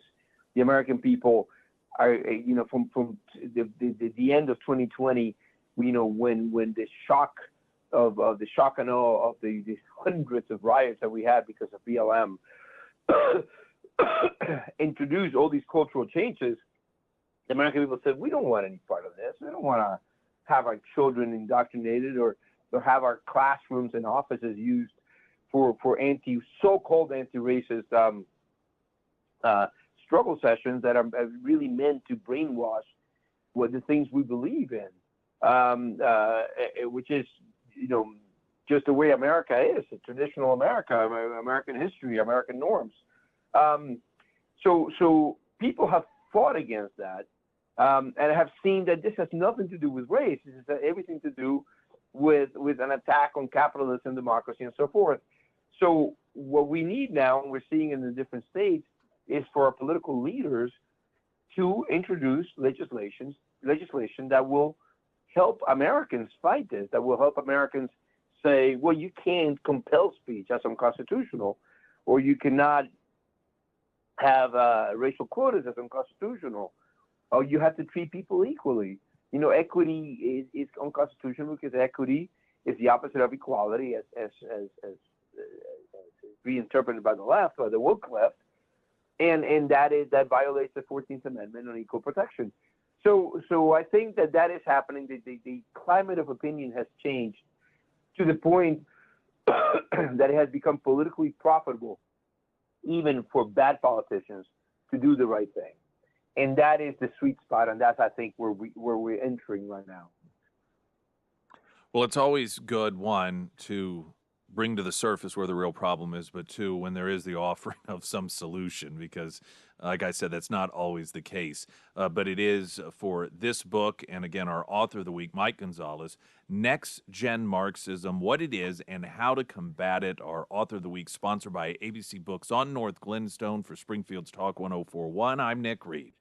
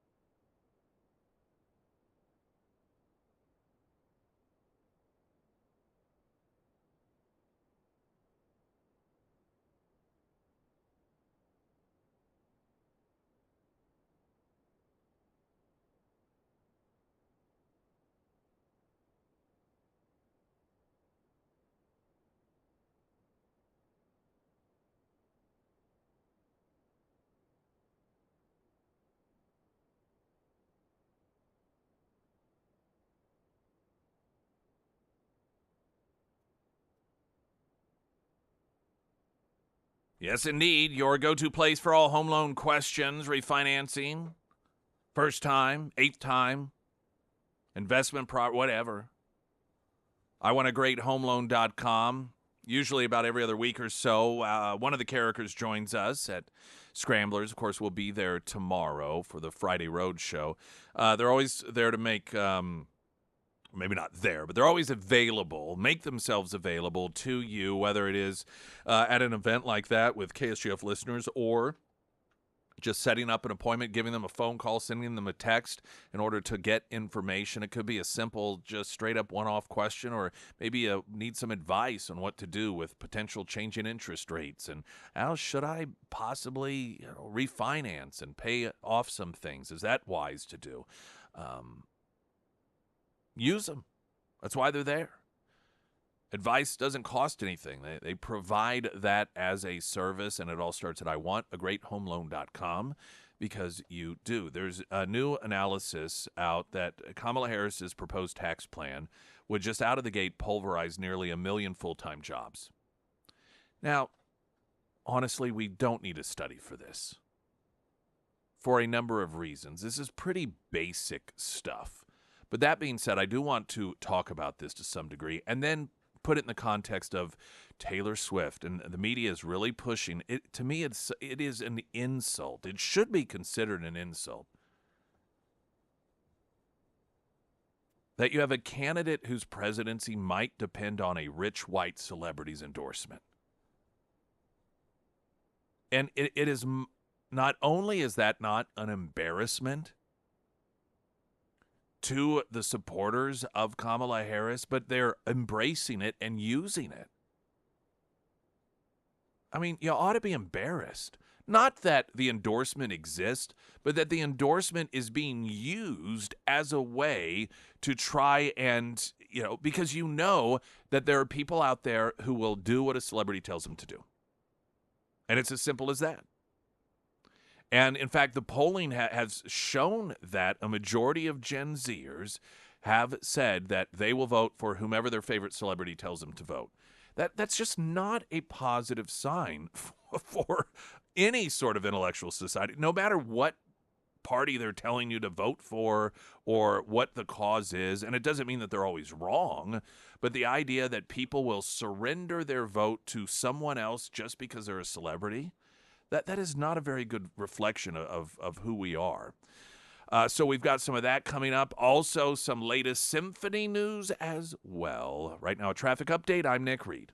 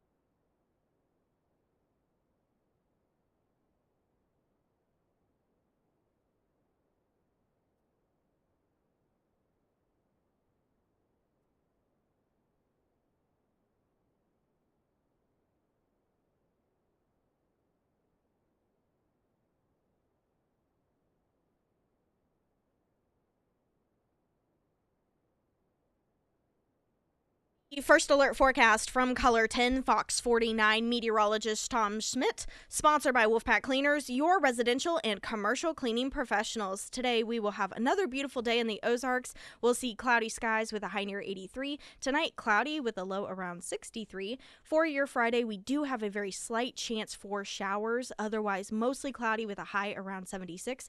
And for Saturday, mostly sunny with a high near 83.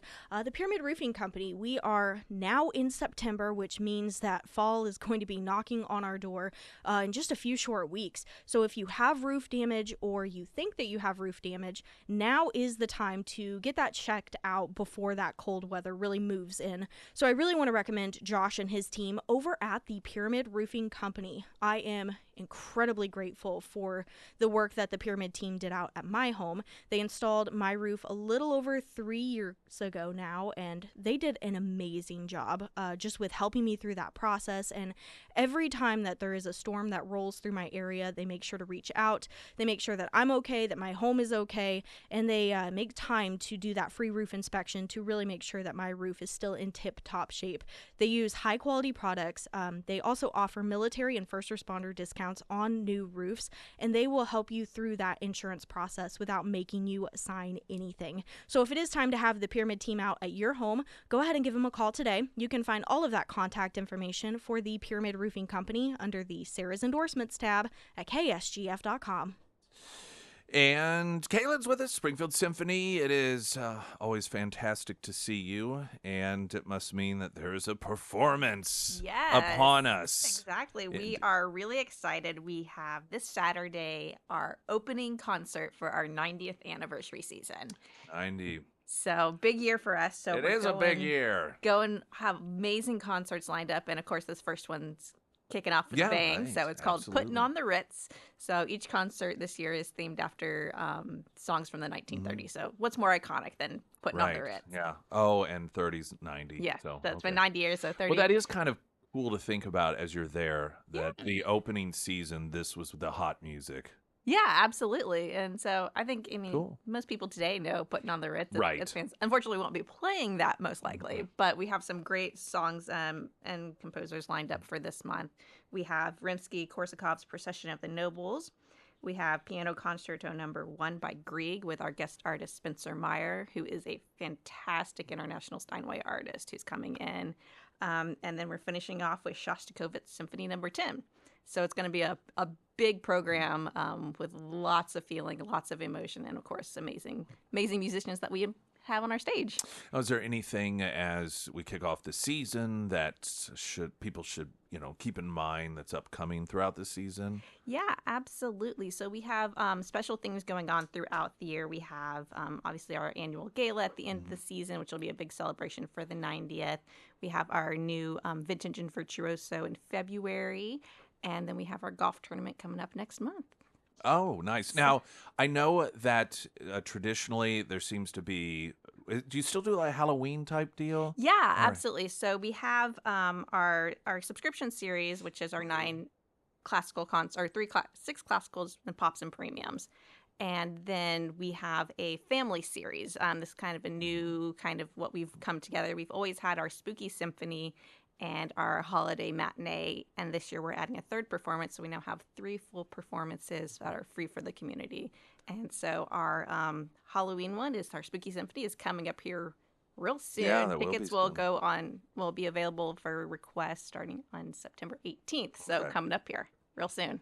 All right. And as for the kickoff performance, Behind the Baton? Yes, we have our first Behind the Baton tonight. We have a new location. We'll be at First and Calvary Presbyterian, which is just right across the street from the hall. Oh, all right. So well, that's convenient. Really convenient. It's right there next to the hall. You can come see us. And explain for people that don't know what Behind the Baton is. Yeah, so it's going to be a like a Q&A, kind of a get-to-know-you with conductor Kyle Wiley-Pickett, as well as our guest artist Spencer Meyer. So you really get like a behind-the-scenes of how they've grown and worked into the music they've become, and it's just a really cool experience to hear from them themselves. Very neat. And to get tickets? Yes, tickets are always on our website, springfieldmosymphony.org, or you can call over to Hammond's Hall or visit their box office. All right. It's great to see you. Absolutely. It's always great to see you. Yes, have a great rest of your day, Caitlin, and then weekend and kickoff performance at Springfield Symphony. Springfield's Talk 104.1. I'm Nick Reed.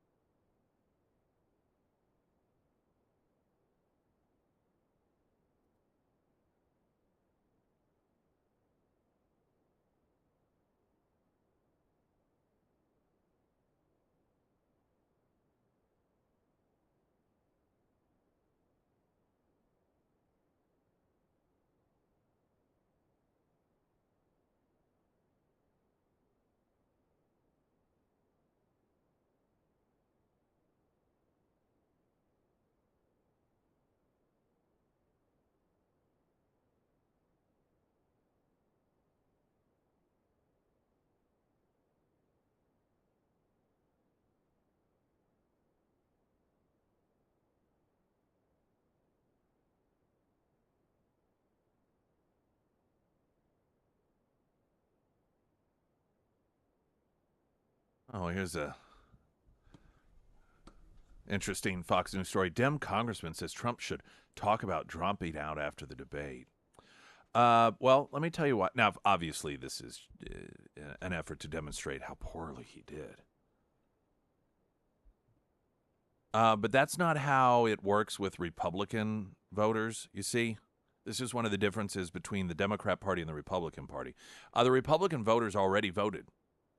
And in every state, they said, we want Donald Trump to be the nominee.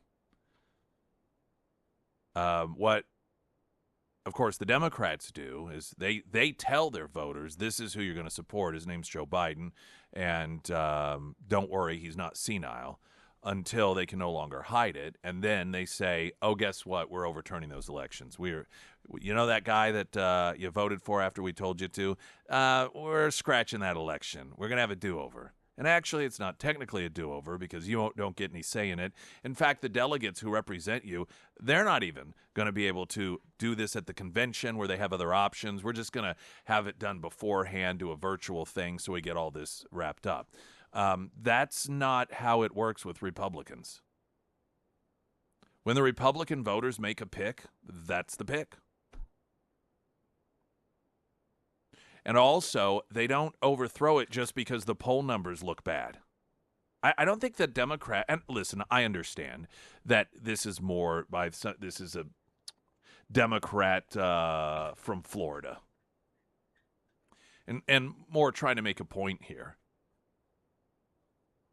But at the same time, it does give insight into the mindset of Democrats that elections are irrelevant to them unless they serve their purpose.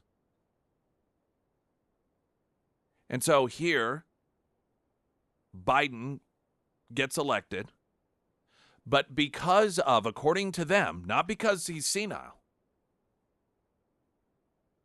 but because the polls don't look good for him, forget about that one. Let's do something different. They just bail. That's for Republicans, for the average Republican voter, their mind doesn't even work that way because there's something to elections. You know, they need to be free. They need to be fair. They need to be one person, one vote, legally speaking, American citizens, and then you vote, and then that is the winner. It isn't the winner until, there's a bad debate, so let's just overturn the election and then have big donors pick someone new for us. That's the Democrat Party.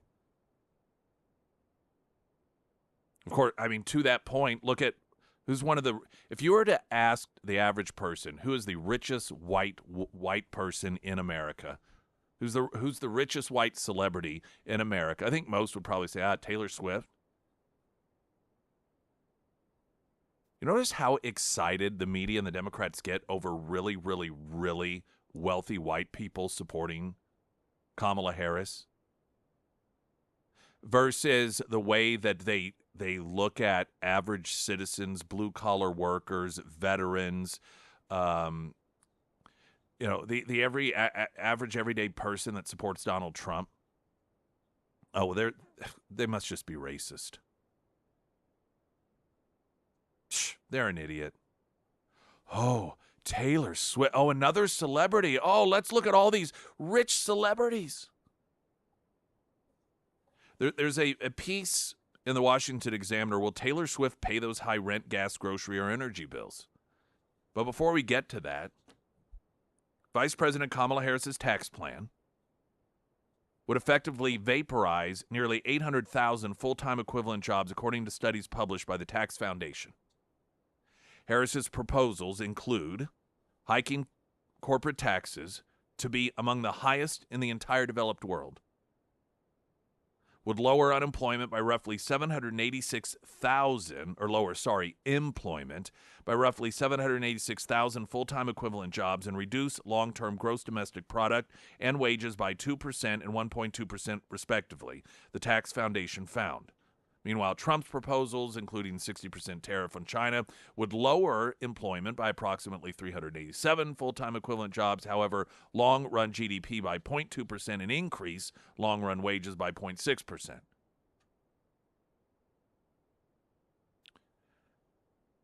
Now, you can find economists who say anything. And that is evident when you have the Democrats and the media, 16 Nobel laureate economists who've never actually held a job in the private sector or run a business have all said that Donald Trump's economic plans are going to be harmful. Now, these are the same people who said that last time. And, of course, we had the greatest economic boom that we had seen in our lifetimes. The experts were wrong. The idiot, Donald Trump, the person who actually has experience in the private sector, has experienced successes and losses and learned from the losses, took those losses as here's what not to do, and understands our system because he's lived in it. It's kind of amazing how people who live experiences have a better idea of how they work than people who have never actually lived them themselves, but just been taught about them by other people who have never learned those experiences through their own lives, but learned it from someone else as well. It's funny how that works. It's the difference between getting swimming lessons from somebody who has been a swimmer their whole life versus someone who has never really swam or even been in a swimming pool, but they've read lots of books on it. They have written papers on the theory of swimming. They have a degree talking about how they're an expert in swimming.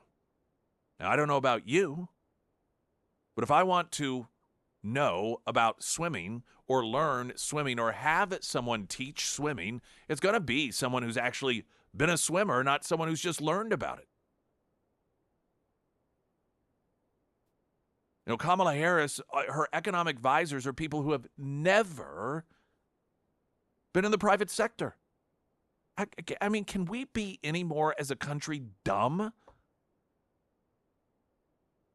And listen, it's fine to have a couple people, maybe. I suppose if they've proven them, so if they have a proven track record. They've never been in the private sector, but man, when they make a prediction, they're like 80, 90% correct. That would be one thing. That's not the scenario that we're in. All of these experts, they're always wrong. But how is it that we continue to vote for people who surround themselves with people that are going to take over segments of our country, like the economy, who have no experience in the economy. If you were to hire somebody to give your child swimming lessons, would you hire someone who's never been in a swimming pool? But this is how, frankly, stupid we become as Americans. And there'll be a lot of particularly when it comes to the economy. I mean, the fact of the matter is, Donald Trump, through failures and successes, has a tremendous amount of experience in the private sector. And let me tell you, any of these people that say, well, he's had a bankruptcy here and this and that there, the people who use that to claim that that is proof he doesn't understand the free market system, those people are demonstrating they don't understand it.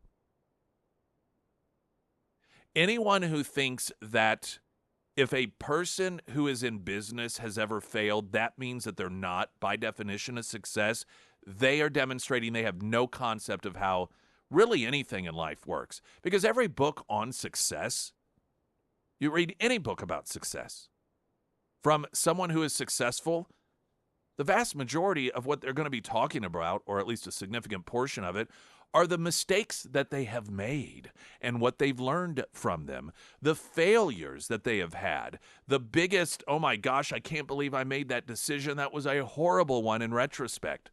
Every book that is written by a successful person has that as a component.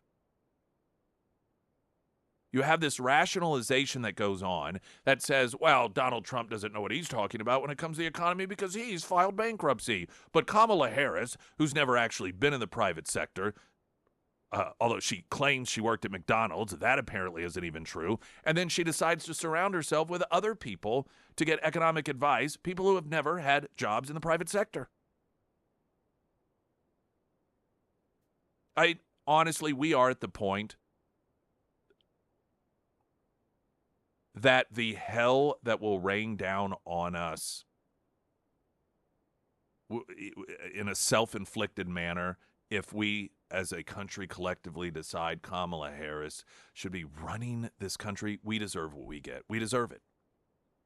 We deserve to crash. We deserve to be the Venezuela that we will be. And we will deserve it because no thinking person who actually pays attention can claim, well, I didn't know. I had no idea. If she's elected president in 3 years from now, God only knows what sort of attack that we may come under, what will be going on in terms of foreign relations when it comes, just economy, forget it. You think you're in a bad position now, wait till then. I don't want to hear, oh, I just didn't know. Yeah, you did. And if you didn't, it's because you didn't want to know.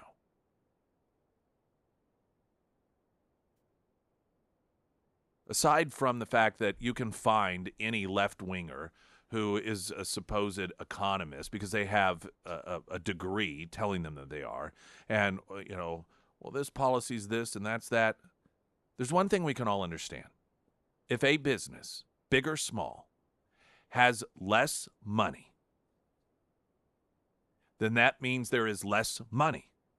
So in other words, if a business has a certain amount of money to pay people, and for future hiring, and to give raises, and to expand so that they can continue to do those things, and then somebody comes along, government, and says, guess what, we're taking a chunk of that away from you, that leads to one thing. There is less money to pay people. There is less money to create new jobs. There is less money to expand. In fact, the opposite occurs. You have to, this is what's so aggravating about people's unwillingness. And I'm amazed, and I know some of these people, small business owners. I don't know a lot of them, but I know a couple that support this insanity. And I'm thinking to myself, do you not care about your employees? Do you not care about that individual that already in the last 3 years has either had to pick up another job or they are desperately trying to figure out how things work? This is not compassion. Voting for economic policies that are going to continue to be harmful disproportionately in a greater degree to lower income, followed up by middle income. They don't hurt people like Taylor Swift. That is not compassion. That is cold. And it's selfishness. Now, that's this piece, and we're going to take a break here. But the Washington Examiner piece, will Taylor Swift pay those high rent, gas, grocery, or energy bills? No. I mean, she, things are going to cost her more as well, but it is irrelevant to her. She's not going to the grocery store with a $100 budget for the week and having a grocery cart that is only half as full as it was 4 years ago. How compassionate of her, though, to support people and policies that further impoverish average Americans. Springfield's Talk 104.1, I'm Nick Reed.